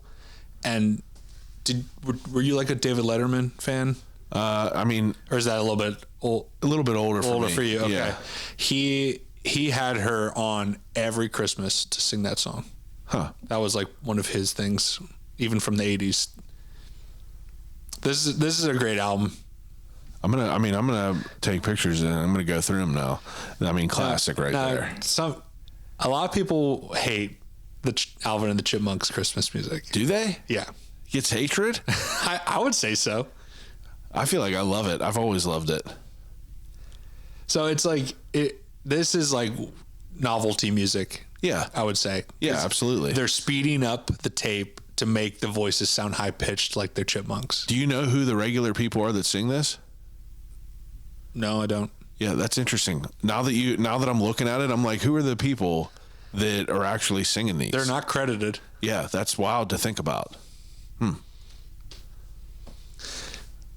Now, my dad loved Irish music. Christmas in Ireland. New improved full dimensional stereo. The Little Dublin Singers. Carols sung in English and Gaelic. Wow. This is something that he absolutely would have loved. Yeah. His grandparents were from Ireland. Okay. So he was like, I think he was very in touch with like being an Irish American. Yeah. Like the roots of it. Mm-hmm. Oh yeah. He spent a lot of time with his grandpa when he was living in Staten Island. That's awesome. Like his grandpa would like take him to Giants games and like they would hang out together. I love that. They were buddies, and he was Irish, and so I went to Ireland one time with my family, and I think that was like the happiest I've ever seen my dad. It's like, this is it. He's like, this is where I belong. That's awesome. Yeah, that's cool. I brought this one because I've been learning French on Duolingo. Okay. So I got this Joyeux Noël Christmas album. And you just come across this randomly in a store? Yeah. Okay. It's from Jerry's. Love that. $3. The nice price. Blue Christmas, Ernest Tubb. So I wanted to make sure we took a moment to talk about sad Christmas music. Yeah. Because I think the majority of the standards are happy, they're celebrating the holidays, or they're celebrating the birth of Jesus. But I think there's another side of Christmas music that's like, I'm sad on Christmas, or even like I'm sad because it's Christmas. Like what though? Like is there like a mainstream one that you could think of offhand? I think the best example would be like River by Joni Mitchell. Okay. Like she's describing Christmas. She's even playing Jingle Bells on the piano. And she says, I wish I had a river that I could skate away on. Like she's like, it's Christmas and I want to be anywhere but here. That's interesting. I feel like I've never noticed that. The one Christmas song I wrote, or one of the Christmas songs I wrote that's online, it's about the inundation of listening to Christmas music all month long, and how like even for me, like someone that loves Christmas, like I'm standing here for an hour and a half talking about it with you. It gets overwhelming. Yeah. At the end of the month. And sometimes you want to like run away from it. And I talk about that in the song. Now, and when did you record this? Like 5 years ago. And what made you record this Christmas album? Because I just thought it would, I was really inspired to want to make Christmas music. Like I wanted that to be the first thing that popped up when you search my name. I love that. And these are all originals that you did? Yeah. How many tracks? Me and my friend Elliot, we wrote them together. How many tracks? There's only 2 on Spotify. Okay. I wanna finish the record. Okay. Yeah. So it's not a complete project? It's just a single right now. All right. But I wanna release the other songs. Yeah, you gotta go back to it. Yeah. We need a full project. Yeah. Okay. Well, so you brought up Blue Christmas, Ernest Tubb. Did this have a sad song on there? Blue Christmas. Oh shit. I'll have a blue Christmas without you. Blue Christmas. Yeah. This is him? Well, Elvis popularized it. it. Like, Blue. I read Blue Christmas, Ernest Tubb, and I didn't even put it together. Like, I'm having a blue. Right. Yeah. Which is a very country song. Yeah. I mean, yeah. And like, it makes sense for country because like a lot of country music, even upbeat country music, is sad. Yeah, that's interesting though, because I asked you, I said, what's a popular song? That's like everyone in the world knows Blue Christmas. Yeah, I mean, that's definitely up there, but I think River's a better example because it to me it's like the way that she's interpolating Christmas and talking about the imagery. You think it's going to be about appreciating the season, and instead she wants to run away. But let me ask you this: you're obviously like a big audiophile. So how many people do you think overall, like, I wouldn't say that River's that popular of a song compared to like a Blue Christmas, but it's like how many other songs within like that, I don't know, like I was never like a big audiophile, so it's like I don't have like a big pool to like choose from, you know what I'm saying? So it's like it would be interesting to know. I mean, Joni Mitchell never made a Christmas album. Like this is just a song that's on her most famous album, Blue. Yeah, that's interesting. Yeah, like it's just part of her biggest record. Yeah, and that's just like part of like it just happened to be about that. And maybe, I mean, it's also possible she might not consider it a Christmas song. But I know other artists have recorded it on their Christmas albums. That's interesting. And I consider it a Christmas song. I have to revisit it now. I do. I have to revisit it now. Okay. I mean, anytime you listen to Joni Mitchell, it's worth it. Yeah. She's the GOAT. All right. So another Christmas one. Buck Owens. Buck Owens. Yeah, from Bakersfield, California. And the hit single from this one is called Santa Looked a Lot Like Daddy. I don't know if I've ever heard it. I don't think it was a big hit. Yeah. I don't know. Could have been. I love the artwork behind them all. Like, but you know what's weird is he does a song on here called All I Want for Christmas Is You. Yeah. And it's not the Mariah Carey song. Oh, really? Yeah. It's completely different? Completely different. Yeah. Interesting. But when I first saw that, I was like, no fucking way. Now, was there a lot more, like, I mean, it was obviously more common back then for artists to release Christmas albums? Yeah. Yeah, than it is now. I mean, why is that? Just for like, just for sellability? I think it just depends on the artist, Yeah. I'm not sure what the answer is. Yeah, it's interesting to think about though, right? It's like I feel like you got all these random people, but it's like, if you take like, the top 50 artists, how many of them people have done a Christmas album? Probably none of them. But not a lot of them at least. And maybe in certain genres it's more popular. Yeah. Like pop, country, jazz. We're about to talk about a jazz album. Charlie Brown Christmas? Yeah. I think... Are you a big Charlie Brown guy? I think most... it's hard to get any kind of consensus in music, but I do think most people would consider this like the best Christmas album. Like Okay. the album, the Yeah. whole album. Yeah. Because when you talk about setting sense memory, you just put this on and it just reminds you of childhood. Yeah. I agree with that. It's playful. It's like, the jazz works so well for Christmas because like you play the melody and then you just kind of jump off. Yeah. Create something new out of it. And this is just very virtuosic. The movie is great as well. That's one I want to rewatch every year. Yeah. Charlie Brown Christmas. Okay. My wife is obsessed with Snoopy. Yeah. I feel like Snoopy's having a big resurgence now. Yeah, Snoopy's having a moment. Yeah. He's Well having a moment. deserved. Well deserved. Okay. But yeah, this I had to put this in the pile.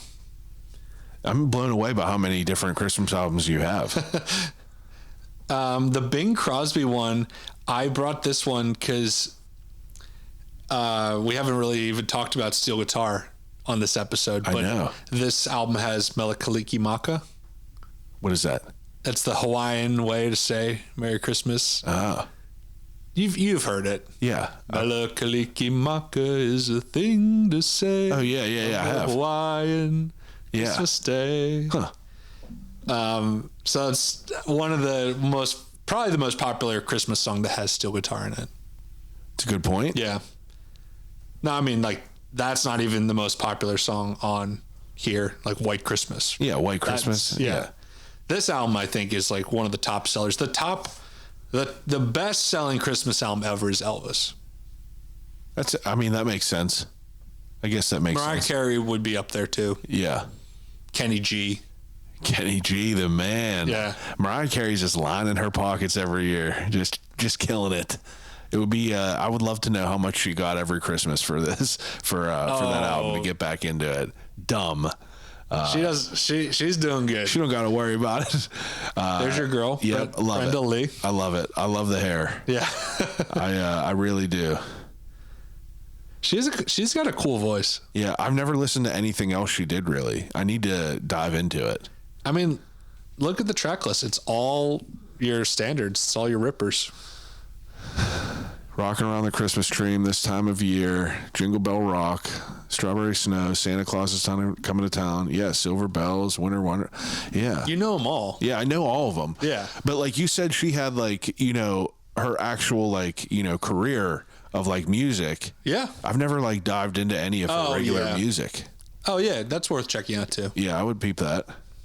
Jingle Bell Jazz. Yeah, another good compilation of jazz. So this has Duke Ellington. This has Herbie Hancock, Dave Brubeck, Miles Davis. Just a lot of good, straight ahead jazz versions. Okay. I wanted to recognize some SNL alums Sugar here. and Booze, Yeah. yeah. So I feel like I just seen on TikTok. I feel like I just seen this on TikTok that she was singing. I didn't know that she did. did you know that she was in Wicked? No. Yeah, she not on Broadway, but I think in Chicago. She was Elphaba. Was that the one with the chick who sang Frozen? You're talking about Idina Menzel. Yeah. Yeah. She was in the Broadway. She was the initial. Okay, they weren't in the same ones though. She Yeah, I was didn't the know that. initial Elphaba. Ah. Yeah, in Broadway. Okay. Yeah. But Anna Gasteyer played her in a not Broadway, but another, professional production. Yeah, I didn't know she was a singer. Great singer. Yeah. Yeah. This is the kind of Christmas music I enjoy because it's funny. Yeah. It's just it's sort of making fun of Christmas, but it's also celebrating it. Yeah, this literally just came up. When's this from? Pretty recent, right? Pretty recent. I would say 21. Okay, yeah. Doesn't have a year. I'd say 21 or 22. Okay. She also made, speaking of Hallmark movies, she made a parody of a Christmas Hallmark movie. Huh. So she very much enjoys Leans into it. yeah. Okay, I love that. I love all the women of SNL, but Yeah, this is a great album. Okay. Burrow Evans or Burrow Ives. Burl Ives, yeah. I love the design on the cover. Look at the back drawing. Yeah, with that long pipe. That's good stuff. He's got a cool voice. Yeah. This is one of my favorites of all time. This is all acoustic guitar versions by a guy named John Fahey. John Fahey. Yeah. Where's he from? He's from Oregon. Okay. Is this old? Yeah, this is from the early 60s. Exceptionally clean. It's also a Jerry's purchase. Okay. So he's a really interesting cat because he started his own record label back in the 50s. Yeah. So he's like one of the first independent music artists. That's pretty interesting. Yeah. And he was like pressing and distributing his own vinyl. Was he pretty big? No. Oh, okay. No.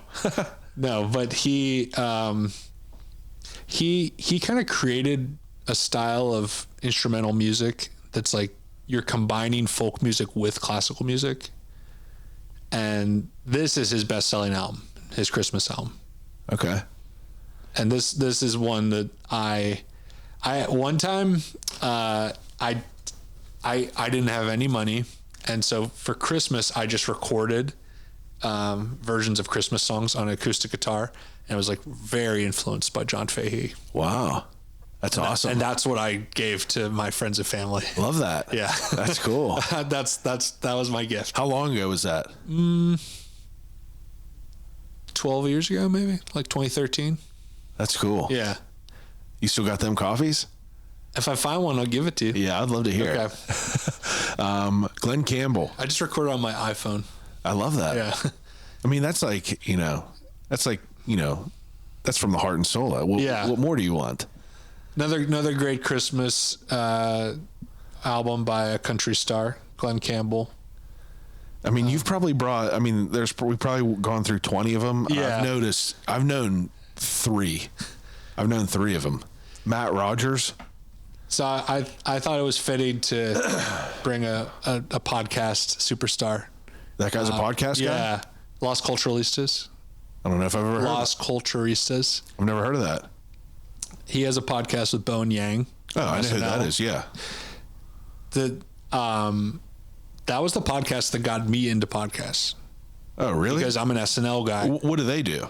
So they just it's just the two of them talking about different culture, like just talking about different new movies, new records, Real Housewives. That's cool. And then other weeks they'll have someone on to interview. Yeah. And then they always ask them like, what's the culture that made them want to be part of culture? Ah. Yeah. That's cool. Mm-hmm. I'll have to check that out. It's been going on for a while. Yeah, like 10 years. Are these all originals? Yes, they're all originals. Yeah. So I felt like I was already a fan of the podcast. And then when he announced he was making a Christmas album, we actually did a special. There's a special on Paramount Plus. Did you know that he was a musician? He sings on the podcast. Oh, all the okay, time. yeah. He's like, he has a great voice. Okay. But yeah, when he made this Christmas album, I was like, I get it. Yeah. Okay. I'll have to check it out. Matt Rogers. This is spun a lot at the house. All right, I gotta listen. Really, really. Before you leave, album. I'm gonna take pictures of all these so I could go through these. Matt Rogers, Have You Heard of Christmas? One of the best. Yeah, and through the video episode, once I'm gonna pop up the album art on the video so people can see what it is. Should I have been turning it this way? No. I'm gonna put it up so people could have so they don't have to have the janky, glare. The glare's like shining on it. Okay. Yeah, we'll be good. We're professional nowadays. Thank you. Yeah, last time Reed was here and he recorded, we had no video, but we're moving on up in the world. That's okay. Christmas with Chet Atkins. Yeah. He was. I love the album cover. He was one of the pioneer producers in Nashville. Okay. So in the 50s, he kind of steered country in a more like pop direction, which is a little controversial because some people prefer the more traditional sound. Yeah. But he was like a phenomenal guitar player. Okay. and he had his own model of Gretsch guitar. That's what's on the front here. Wow. So this is all just instrumental versions. Another jazz compilation. This one's a little more out there, which I really dig. God rest ye merry Jasmine. Yeah. McCoy Tyner on piano. Is that what is that a group? God rest ye merry Jasmine? This is a compilation. Oh, okay. Yeah. Wow. That's all Christmas music? It's all Christmas music, yeah. I gotta listen to some Christmas jazz. Oh yeah, it's the best. I gotta just get lost in it. I'm like pumped about it to like, you know, get it in my AirPods while I'm decorating the Christmas or decorating the house. Yeah, you put up Christmas lights? You know, I think I want to this year. You got to. Yeah. It really brings you in. You know, like my dad, you know, I don't know why, like he was always adamant about it, but like that's always something I really appreciated. And I did it my first year moving here, and I put these lights up, and no one else on this road puts lights up. There is Jehovah's Witnesses live next door, so they obviously don't celebrate. Do you staple them? No, they make not like Clark Griswold. Now they make these like they make clips that are like for it, so you don't have to destroy your property. Okay. But we bought these lights. Now they're like these nice new lights that look vintagey. But I spent all this money on these lights my first year, like the smart ones that you could make flicker and everything, and they just shit the bed. And it deterred me because I spent like a couple $100 on lights, and they all just got destroyed. And you know, it deterred me the next couple years. And this is going to be my my year to do it again. Okay. It just brings another vibe to the house. I like that. You know, it brings another vibe. Are you a real Christmas tree or a fake Christmas tree guy? Fake. Fake? I had a fake one, and it broke last year, and we threw it away. And I think this year I'm going to try to go with a real one. Okay. But there's horror stories about the bugs and shit that are in them. You know, I don't know if we had real when I was a kid. Yeah. So I got love for the real one. Okay. But we have a fake one that's white. Yeah. And it's just easy to take up and down and decorate. Yeah. It's got lights already built into it. Love it. Easy. Simple. Yeah. Okay. A very special Christmas. This is all like 80s Christmas music. That's interesting. Some 80s Christmas. So we got the Pointer Sisters. We got Eurythmics, Whitney Houston, Bruce Springsteen, wow, The Pretenders, John Cougar Mellencamp. This is that early. Run DMC. Do you know that song, Christmas in Hollis? Yeah. Yeah. U2 doing Baby Please Come Home, the Darlene Love song I was talking about. Madonna, Bob Seger. I got to get in there. Bob Seger. What's he singing? The Little Drummer Boy. Oh, yeah. Man. Bryan Adams. I got to get on that one. I don't know this song. Bon Jovi does Backdoor Santa. Backdoor Santa. And then Stevie Nicks. What's she singing? Silent Night. Oh, okay. So this was all produced by Jimmy Iovine, who ran Interscope Records. Wow. And then he was one of the co-founder of Beats, like Beats by Dre. Ah. Okay. So he's like a billionaire now. Yeah, he's doing all right. But he produced this whole album. Okay. And it's got the cool Keith Haring artwork. Yeah, I was gonna say like it does look like that. All right, that's cool. I like it's got that whole project. 87. Oh, there it is. Yeah. That's interesting. An Americana Christmas. Yeah, I thought wrap it up with some of the newer country artists. So this is again a compilation. We got Emmylou Harris, we got Johnny Cash, Valerie June, Bob Dylan. Have you heard his Christmas album? No. Definitely check that one out. Why, is it wild? It's wild. Yeah. Okay. Yeah. It's got Ben Keith, that was Neil Young's longtime steel guitarist. Ah. Yeah, and he had a secondary career as a producer. He produced Jewel's first album. Oh yeah, which was like massive. Yeah, I knew that for like whenever she was on Rogan's podcast, Joe Rogan's podcast. Did you listen to that by chance? Mm-mm. Dude, wild. She has an insane life. Her dad. She grew up in Alaska, right? Yeah, like her dad their family has a TV show, the Alaskan Frontier. Oh, cool. Yeah, like that's her family. Like she has a lineage of like these just like frontiers people. But I remember them saying that like how crazy her first album was. Yeah, it's great. It's a good album. Yeah. Nikki Lane, another artist I love, is on here. Old 97s, that's like one of my favorite bands of all time. And then The Band, they have a song on here. So yeah, The Band. Just, I like The just Band. a good mix of country and Americana bands. I love it. That's a great. Yeah. I mean, that's a big variety of different music. Yeah. I mean, I wish I had something like a reggae Christmas or something a little wilder. That would be to sick. pull in, but Yeah, that's all right. that's what I had. I love it. I mean, like that's like you're very much like a music in the background type of person. Yeah. I need to be more like that. I like to have it on, just especially if we're just like doing chores, just like working on the house. I just love to always have music on. Are you a big decorator? It depends on the year. Yeah. Like there's some. You're a busy man. Yeah. Like last year I would have been touring at this time. So Yeah. I'm so thankful I'm home right now and I can decorate. So Yeah. I'm You get to be here through December? yeah. Incredible. Yeah.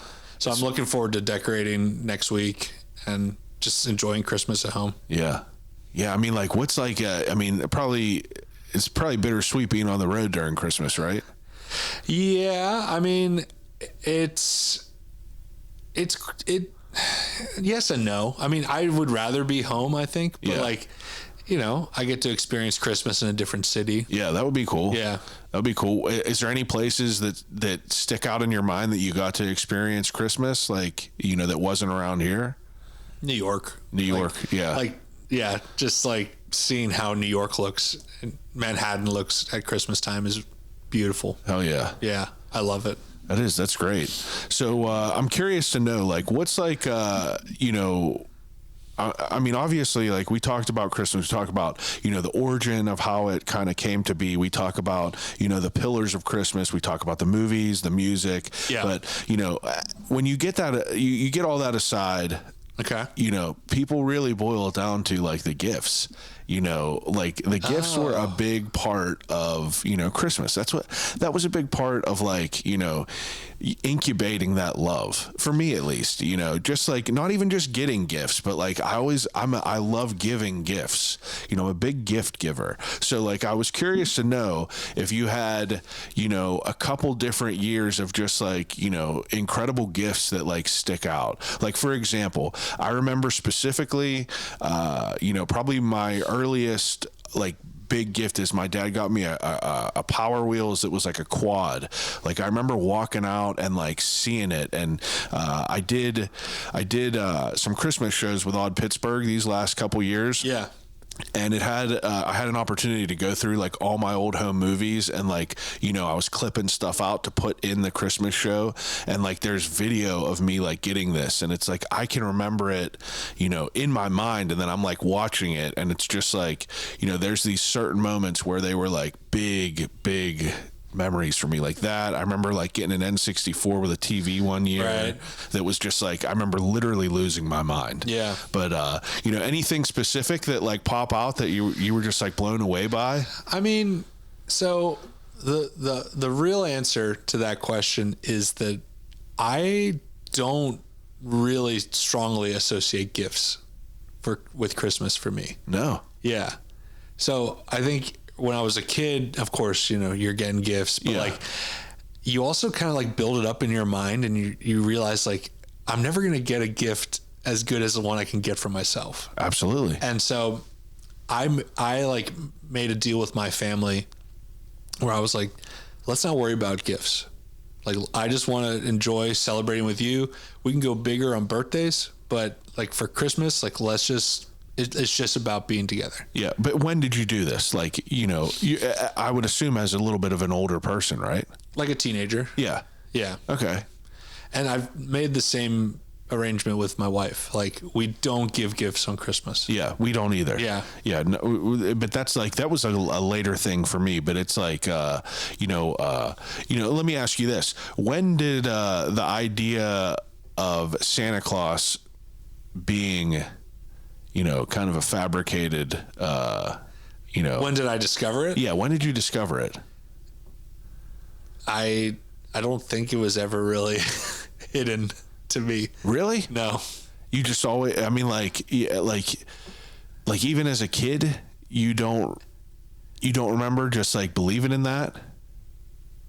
No, I think even when I think I just always appreciated the magic of it. Yeah. And so it didn't bother me. Like, it's just like you're just participating in this collective idea of Santa. Okay. So it never bothered me. Yeah. Well, that's fine. I'm not saying it bothered you, but like, I'm sure there was a time where you went to bed and you thought Santa was going to come and drop gifts off. You know, did you put out Christmas cookies for Santa? Were you a person that did that? Yes. Okay. Yeah. Yeah. But I knew my dad was going to eat them. Yeah. Okay. Yeah, that makes sense. Yeah. Like I feel like early on I knew that, like, you know, early on I saw my dad putting shit under the tree at one point. Right. You know, so like it kind of was just like an early thing where I like knew that was the deal. Yeah. I don't have any memory of being like, holy crap, he's not real. Yeah. I don't have any memory of that. I think it just happened so nonchalantly to me. Yeah. That I was just like, all right, that's fine. I'm still going to participate. Yeah. And like, there's going to be one gift that says from Santa and the rest say they're from my mom. And, Yeah. you know, different family members. And Agreed. yeah. Did you have this is a random thing that was also like a big memory. You know, in school growing up in like elementary school, we had like the like Santa's workshop where you could like have an opportunity to get a gift for your parent. It's like, do you remember that? Was that something that you guys had? What do you mean? Like in my elementary school, they would set up in the gymnasium, like basically just garbage, like Five Below, just like random dumbass shit. But it was meant like your mom or your dad would send you with money to shop for your like like I remember I would buy my brother, like, remember them like eagles that would balance on your finger, you know, with like the two weights. Do you remember what I'm talking about? So you're buying gifts at school? Yeah. Yeah, like at school they did Santa's workshop, and it would just be like, you know, now that I think about it, like I don't know who the vendors were that they would bring in to do this, but like it was a thing where they would like, you know, almost like a book fair, but it was like, you know, you were buying stuff for like your family, and it was like, you know, they would have shitty necklaces that I would buy my mom every year that she would never wear. Right. And it's just like dumbass shit for my brother and my dad. And it was just basically like, you know, a way for you to like, you know, be thoughtful in getting something for your parent that they didn't know about. You know, obviously as a kid, like you know what I mean? It's like your parents are buying your shit that you're going to give to them. But this is an opportunity for that. I've always very, very been into like, you know, giving gifts. Like I'm a great gift giver. I've always been someone who like puts a lot of thought and time into it. And there's like nothing that I love more. I don't need any gifts. You know, I don't need gifts from people, but I like giving gifts, very thoughtful things. I like giving gifts too, but only I would rather like, I want to be inspired by when I give the gift. I don't want to be giving a gift just because it's Christmas. Yeah, I like that. I feel that feels like a lot of pressure. It is pressure. It is pressure. It's understandable. I love giving gifts, but I would rather just do it in my own time. Yeah. Okay, that's fair. What about food for Christmas? Like what is a meal? What's your Christmas meal? Ooh. Like growing up, the standard for us was like a ham. Mm-hmm. And like you know, random shit like that. Is that was like the same type of vibe for you? Yeah, almost like a Thanksgiving kind of vibe. Yeah, where you just ham. switch. Yeah, ham. Yeah. Yeah, I would say that's what I associate to. You a big Thanksgiving guy? Yeah. Yeah. I love Thanksgiving. Yeah. Almost here. Can't wait. It's that's a good day. Yeah. Beans, greens. We're actually not doing Thanksgiving food this year. Why not? We're like kind of like going rogue. I don't know. I think I'm gonna make like some crab legs or something. It's like we're the only thing we're not making is a turkey, you know. Okay. We make a turkey every year, but it's like we're gonna have the stuffing, we're gonna have everything, but I'm gonna just make something different. It's like, why do we have to conform to that? Yeah. I'm down with that. Yeah. So we don't even know exactly what we're gonna do yet, but we're gonna do it. I like we're that. gonna host it this year. This is the first year my wife without my wife's dad, and you know, we're kind of switching the the agenda from going to her mom's. Her mom usually hosts, does all this shit, makes all this food. We're going to do it here, and it's going to be a little bit different of a vibe. I like that. We'll see how it goes. Yeah, I don't know. We'll see. What else you got? I feel like we touched a good bit. Yeah, I think we hit all my... I think we touched everything on my list. Like, this is everything I wanted as a Christmas episode. Can we do the desert island favorites? Oh yeah, we still got to do in a Christmas. Yeah, we're still doing edition. That's what I was getting into right now. Okay, let's do it. So, ending segment that I do with everyone is an ending segment called Desert Island Questions. Yeah, I'm excited about this. So Desert Island Questions, whenever I give each guest 3 categories to take with them on a desert island and use until they starve to death and die. First category is 3 Christmas movies. It's the only 3 Christmas movies you get for the rest of your life to watch over and over and over again. What are they? Off the top of my head, Muppets Christmas Carol, Die Hard, Christmas. Well, I don't think I need Christmas Story because I know it. I could recite the whole movie. Yeah. So I don't think I need that one. Have you ever been there? Yeah. You saw the house? Yeah, been to the house. Was it underwhelming? It's fine. Okay. Is it worth going to? It's so close. Yeah. Yeah. I should just pop out there. Yeah, you should just go. Yeah. Maybe. Okay. I mean, you'll enjoy the gift store. Yeah. Too, Yeah, see all that stuff there. Third one, let's go. Let's go Holdovers. Yeah. I loved that movie. Incredible. Yeah. What's like the most overrated Christmas movie for you? I talked about how Christmas Story is just like, I could wipe that off the face of the earth and be fine. Okay. What is one for you that you're just like, I don't get it? Ooh. Someone was like, I fucking hate Jingle All the Way. And I'm like, what? And it's like, I can understand people not liking that. I'm trying to think if I feel hatred towards one. You feel a concentrated dose of hatred towards any single movie. I mean, like, even like the Grinch movies, like we watch all 3. Yeah. Like I'm not like only the Jim Carrey one's good. Like I think they're all good. Yeah, they're all good for sure. I don't know. I can't think of one that's overrated. Let me think about it. That's fair. Yeah. The Jim Carrey Grinch, I remember the day I saw that. I remember the day it opened and like standing in line and waiting to see it. That was a big moment. That was a big, big moment seeing that one. I think I prefer the Benedict Cumberbatch one. I don't know if I've ever seen it. Like the newest one. I don't know if I've ever seen It's it. animated. Never seen it. It's good. The newest one? When did that come out? In the last 10 years. I'll have to visit that maybe one. last 5 years. I'll have to visit that one. Okay. What about, so second category is, I usually ask for books. Is there any Christmas books that you know of? Well, like Christmas Carol. Yeah. Do you read that? Have you ever read that?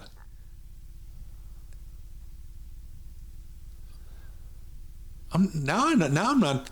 I don't think I have actually. Yeah. I guess I should read that. I read a Christmas book last year. It was called Krampus the Yule Lord. All right, and it's by a guy named Brahm, who is just this incredible artist. He did artwork for a lot of like Magic the Gathering type of cards and stuff. This dude is sick. And this book, it was on like everyone's list. I researched like, what's a horror Christmas book? Like I want to read something like that. It's on everyone's fucking list. And I read this and I was like, is this going to be corny or not? It was incredible. It's just like historical, but it's also just like a fictional novel of just like, a character. It's like the story of a character, but it brings in a lot of like the lore of it all. I don't know. I became fascinated with Krampus over the last few years. I should have done some research on Krampus. It's all right. You need to watch the movie though. Okay. It's really, really great. All right. Tony Collette's enough to see it. Yeah. You're right. It's incredible. Okay. Okay. Polar Express. Yep. That's a great book. That's a good one. That was a big one as a kid. Okay, that's good. The movie is weird. I love the movie is the animation. Wow, yeah. kind of scary. But I love the message of it. Yeah, absolutely. It's a good one. I like it. We ate mushrooms and watched that one year, and it was like right out of high school, and it was wild. Just the animation was weird. It kind of gave me I don't know if I could ever watch the movie again, but yeah, Polar Express, it's a good one. And then a third book. I didn't expect you to give me a third one. Let's go New Testament. Okay, yeah, You got let's two, get New Testament. You got two accounts of Jesus' birth. Yeah. I mean, that's what so many of the carols are based on anyway. Yeah. They're just describing what's in the book of Luke. Okay. Now here, this is a good one right here. So the third category is 3 CDs to take with you on a desert island. So I'm more curious to know, like, what are like 3 of your, like, you know, quintessential like Christmas songs that you just like, you know, that are near and dear to your heart? You can give me albums, but like I'm curious to know, like, what are your songs? Oh, that's such a tough question. What about albums? Is albums easier? Well, I think so. I think if I was doing albums, I would the Charlie Brown Christmas. Okay, that would be one. I'll tell you, one we spin all the time at Christmas is Sharon Jones and the Dap Kings. Never heard of them. She was a soul artist. She's passed away now, but she kind of blew up like later in her life, like I think in 2006 or 7. Okay. And then she had a really good career after that, but her Christmas album is really fun. Sharon Jones and the Dap Kings. Yeah. And the Dap Kings. Yeah. Okay. That's good. And then another one that was like really foundational for me as a kid was the Ventures Christmas album. I don't know if I'm familiar. The Ventures were a surf rock band. I think they are still in together in some fashion. Okay. But like they were a surf rock band in the 60s, like early 60s. Okay. And they did all instrumental music. So it's 2 guitars, bass, drums, but one guitar would play melody. And what's fun about their music is they'll like start a song and it sounds like a Beatles song and then it turns into a Christmas song. Huh. So it was like, to me, that was like an introduction to interpolation and medley of like how you can tease one song and then turn it into another song. Okay. In the same style, same vein. What year is this? Their Christmas album's from like 65 or 6. Okay. I gotta listen to all this stuff. Like I just need to dive in. That was a huge one for me. Okay, that's good. In terms of like the best Christmas songs, it's hard. It's so hard. Yeah, it's hard. I mean, for me, if it got into my head, Rocking Around the Christmas Tree. Okay. It gotta be. And I think that it really stems from it being a pivotal moment in Home Alone. You know, as crazy as it is. No, that's totally. Yeah. There's a lot of good ones. What about Holiday Road? Holiday Road. Holiday Road. Yeah, that's a good one. That's good. It has like 5 words. Yeah, that's a good one. Man, Christmas Vacation. I feel like I need to watch that next. That's going to be a good one. Okay, so the third to last category is the Death Row Meal. Yeah. So the Death Row Meal, I mean, like, you know, we talked about the type of Christmas food that you have. Right. But like, you know. What's the ideal last Christmas meal? Yeah, with the sides and everything. Like, what would yours be? Oh, man.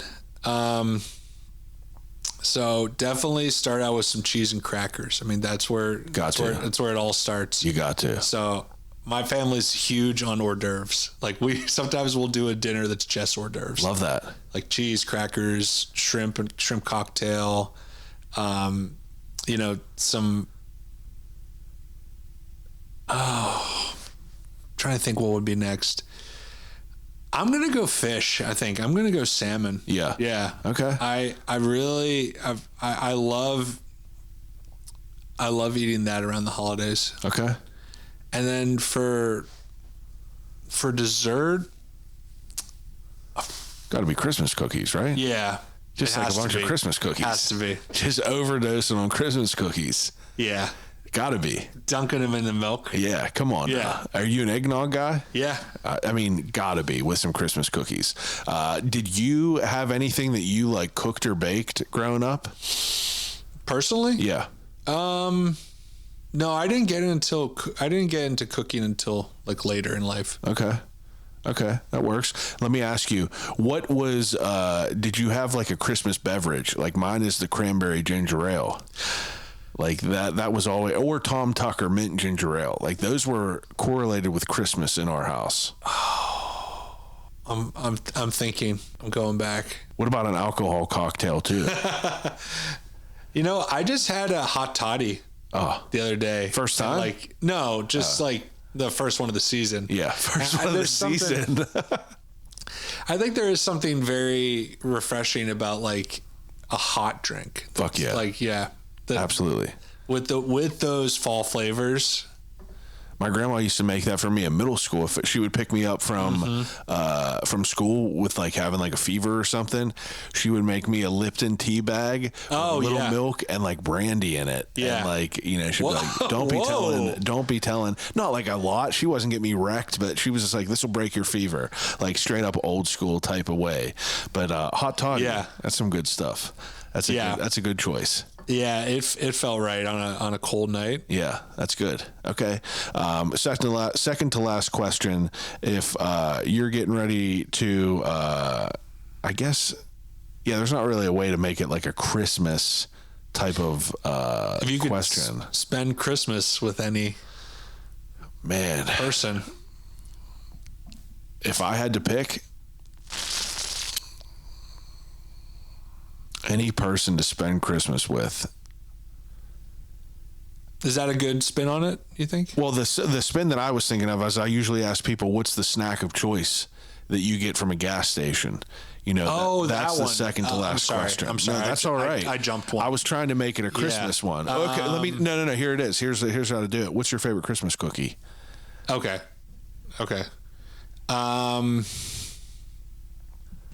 Oh, that's a good question. Now that I think about it, it's tough. That's actually tougher than it's tough.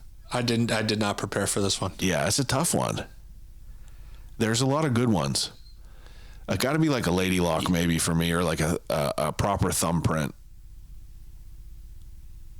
I would say maybe. What's the ones with anise in it? Pizzelles. Hell yeah. I love those. Yeah, pizzelles are the shit. Yeah. That's definitely timely. That's a great answer. That works. That's the only time I like anise is in a pizzelle, because you're a lunatic if you're eating black jelly beans. But yeah, last question. If you could, if it was like the holdovers and you had to be stuck somewhere. With someone to celebrate Christmas, who do you think would be a good person to do it with? Anyone you want. Anyone in history. Anyone you want. I don't know who it would be. I feel like Bill Murray would be fun to do it with, but it's like, I don't know. I feel like that maybe he wouldn't be that fun to do it with. Wow, that's a really good question. Honestly, I'd love to just spend my time with Paul Giamatti, like from the holdovers. Like, I love him. Did you see, he gave a great interview on Colbert where he was talking about he's a voracious reader. And he's like, I love acting because I spend most of my day in a trailer waiting to go to set, and I just read. I didn't see that. That's awesome. He just like crushes books. Dude, I would do that too. Like, what do you do when you're on the road, whenever you're just like, what do you do to occupy your time? A lot of podcasts. For people that are listening, Reed is a traveling musician full-time, travels the world playing steel guitar, very, very talented. You could hear all about it on a previous episode, link below. But yeah, so like you're listening to a lot of shit? A lot of podcasts. I do go to bookstores and pick up books on the road.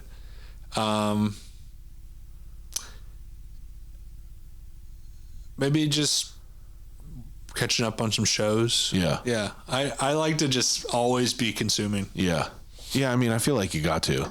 It's like you're just sitting there. What are you going to do? Sleep or just like consume something? You know, it's like I'd rather be reading than just like scrolling on Instagram. You read anything good lately? I was reading, what's it called? I'm